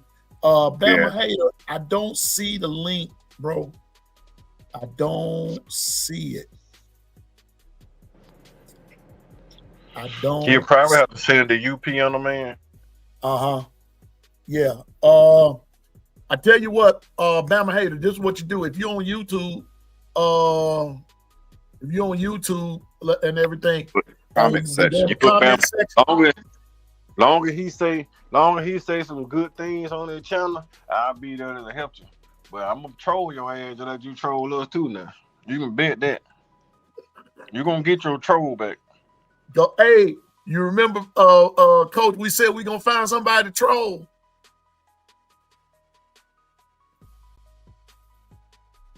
So we coming now. We gonna come. So you know, but anyway, Coach calling the Twilight Zone. Nah, man, I'm just talking from my phone. I'm not sitting behind the mic, so it be like that. Yeah, I just called in because I wanted y'all to know that I was inviting Ebony, Latoya, Kimberly to the show. Okay. All right. Brown sugar, babe. Well, I'm gonna be right there. I'm gonna be right there and make the taste in that gumbo. That's right. I'm a chicken. I invite Tiz to come on, so we can just sit down and have a good old blowout. We'll be Alabama, Oklahoma, Ohio State, and Auburn, I guess. There you go. Sound like a great gumbo to me. Yeah, it's gonna be a good old. It's gonna have a good time, bro. It's gonna have a good time. Yeah, no doubt. But fellas, I gotta get out of here. I gotta get. Hey, appreciate you again. And Bama Hater, just like I said, just over on YouTube, then I can respond there. But if you drop that link over there on YouTube, I'll be sure and get it because it's gonna come up in my notification that you've left me a message, and then I got you, and then I can just get it to everybody. Yeah. I know some people don't like other folks that troll Bama, whatever. But I just treat everybody with respect and everything. It's all fun and games to me. Now, when we get to taking stuff personal, now we got a problem. I don't take none of this stuff personal. I don't take it personal. But just know this though, we can play troll for troll if you want to. But I learned from the best on doing that. I ain't gonna call bruh man name. I learned from the best on how to get you up off me. And I learned from the best. So it's called a gumbo for a reason. The rule is always on point. Man, yeah, for those folks down here in that southern part of Mississippi. See y'all soon, man. All right, Cole. Yeah, we'll go. That way, bro. It's coming on down. I see you. But anyway, y'all. But that's gonna be the show for today. Now Kimberly asked me when am I gonna do another afternoon show. Kimberly, real soon and everything. I'm making slow changes and everything. And but we're gonna be getting more together as the time goes. I thank God for Bishop every day, Twister, and Brock when they can be on and everything. As a matter of fact, I got to call Twister. He called me the other day, but I haven't had a chance to return his call because I've been sort of on the busy side.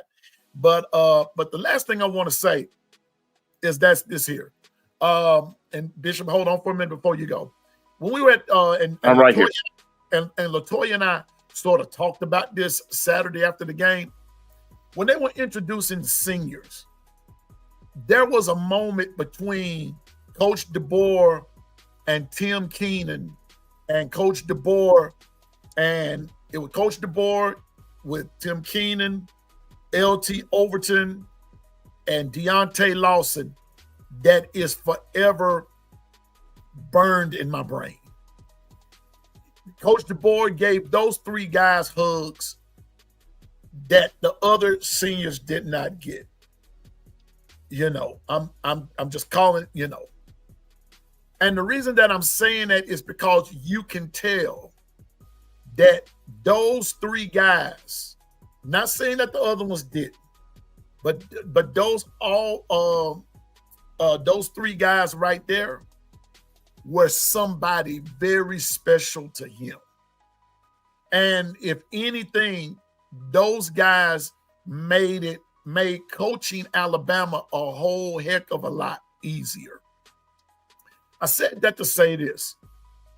There are some folks that's in your life that God sends, I believe, Bishop, to help make whatever it is that you're going through easier. That's a sign that he exists.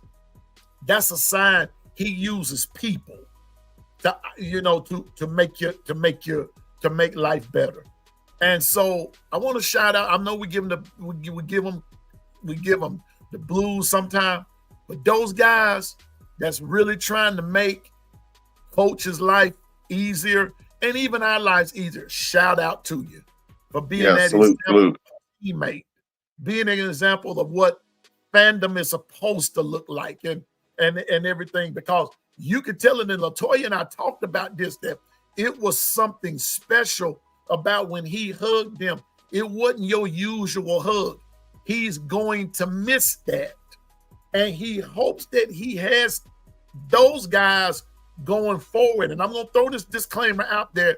No matter where Coach DeBoer goes, may he always have someone of a Tim Keenan, a Deontay Lawson, and an LT Overton that at the end of the journey of right there, that they can get that hug of hey man, thank you for having my back.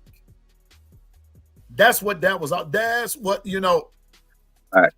That's what that was all about. And that's what I saw, Bishop. Yeah, definitely. And it's in this day and age, that's something you always want to make sure you acknowledge those who stood in the foxhole and actually was the building blocks that you could build upon. Yeah. And so now you have a reason that you want to either come to Alabama or play for Kalen DeBoer, because you're seeing 3 dogs get that type of respect from their coach. That speaks volumes. So I end with this. Always live your life where somebody above you can embrace you. And I'm going to tell you what, I believe that if push came to shove in the future, Coach Kalen DeBoer, he would probably stand with all his players. But those 3 dudes, those 3, and Jaden, don't leave out Jaden Roberts either. He did it with Jaden. Those guys, I believe he would go to bat for. And he would just say, thank you for hanging in there with me. And so with that being said, I want to thank everybody for hanging in there with Piano Man. And Bishop, thank you, bro, and Twister and Brock, all y'all. OG Gill, the No Mercy crew, the No Mercy, man. Brensky. The 401k crew, the drinking crew, the gumbo crew, the Don't Give a Piss crew, everybody, all the crew. TP, Hall of Fame. All y'all, man. Even the ones that just subscribed and everything. Thank Coach y'all. Hayes. Coach Hayes. Coach, all y'all. Down south, DSGB,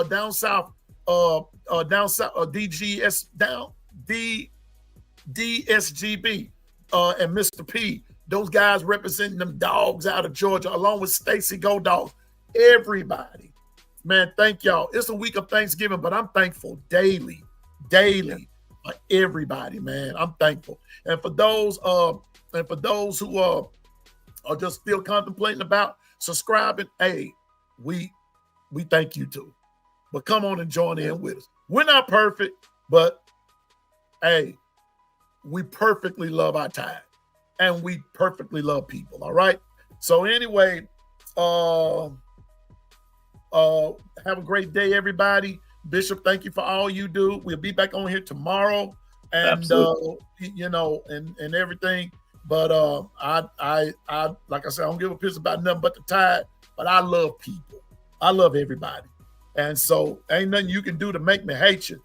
Because, like I say, for every day, stay focused, drive, and go forward. And just remember, you can do all things through Christ to give you strength. I promise you can. And that even includes loving an Ohio State fan, even though it make me sick to my stomach. But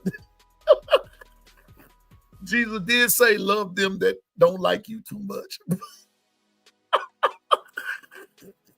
That's hard to do, Bishop, but I got to do it anyway. So anyway, I got to do it anyway. No doubt. Hey, big salute for standing in the gap and allowing me to come on, man. I appreciate you, man. I appreciate you. Anitra, but the business is, you know. We're playing, girl.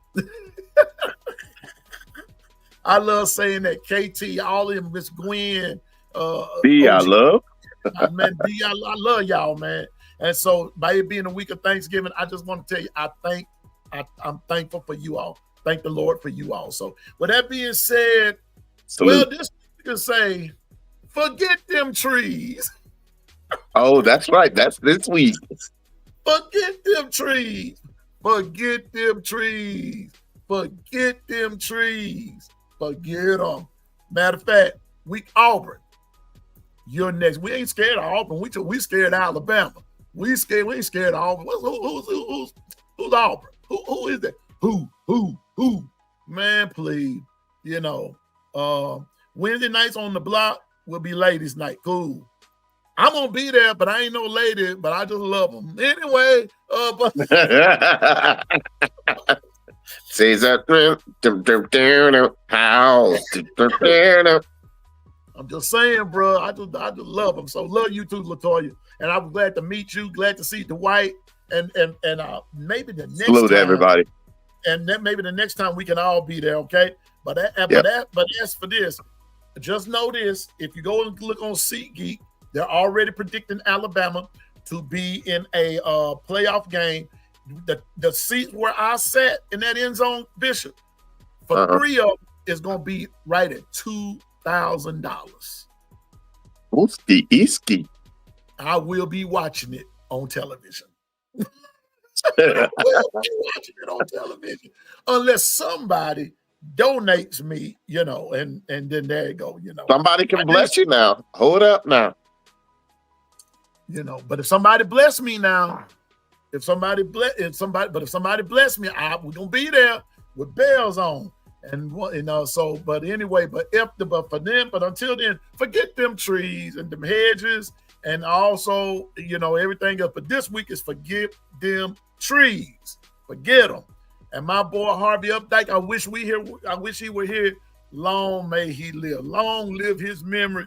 Forget them trees and all that kind of stuff. And until tomorrow, on behalf of Buster, 3-stroke Charlie, 4-stroke Fred, 5-stroke Coach, 6-stroke Sexy Mama, all that kind of stuff. You wilding out. On behalf of gumbo eaters everywhere, Bishop, Piano Man, Brock, Twister, everybody. Oh, and last but not least, congratulations again to the Cleveland Browns, Shedeur Sanders, doing the doggone thing straight up. When nobody else thought you would even get on the field. That's how you raise up. That's how you raise up, brother. That's how you rise up. So with that being said, we'll see y'all tomorrow. And again, come on, man. Man, can't you congratulate him even on one win? Anyway, you don't have to be a fan. Just congratulate the man. He did what they said he wouldn't do. So anyway, congratulations. All right, salute. Shalom. Shalom to you. We'll see you tomorrow. Don't forget Bobby Sprinkle is on at 2:00. And then also this evening at 6, it will be none other than my brother Brinsky from Sharpshooter Sports Talk. We see all of that. Ain't no telling who else on tonight. I think Icebox comes on tonight. Spencer, all them guys. We got to get it. All right. Everybody be safe. Have a great day. This is Auburn Hate Week. Word of the week, Iron Bowl. All right. Oh, Bobby's not coming on this week. Well, I tell you what. I won't do it today, but maybe tomorrow I may just start a 2:00 show just tomorrow. Fill in the gap, okay? So everybody have a great day, and the Lord willing, I'll see you in the morning. But until tomorrow, until this evening at 6, we will have everybody just be safe, and we'll see you this evening at 6 with none other than the Brinsky himself, Be Sharp, and the Sharpshooters Podcast. Everybody have a great day. Piano Man is out.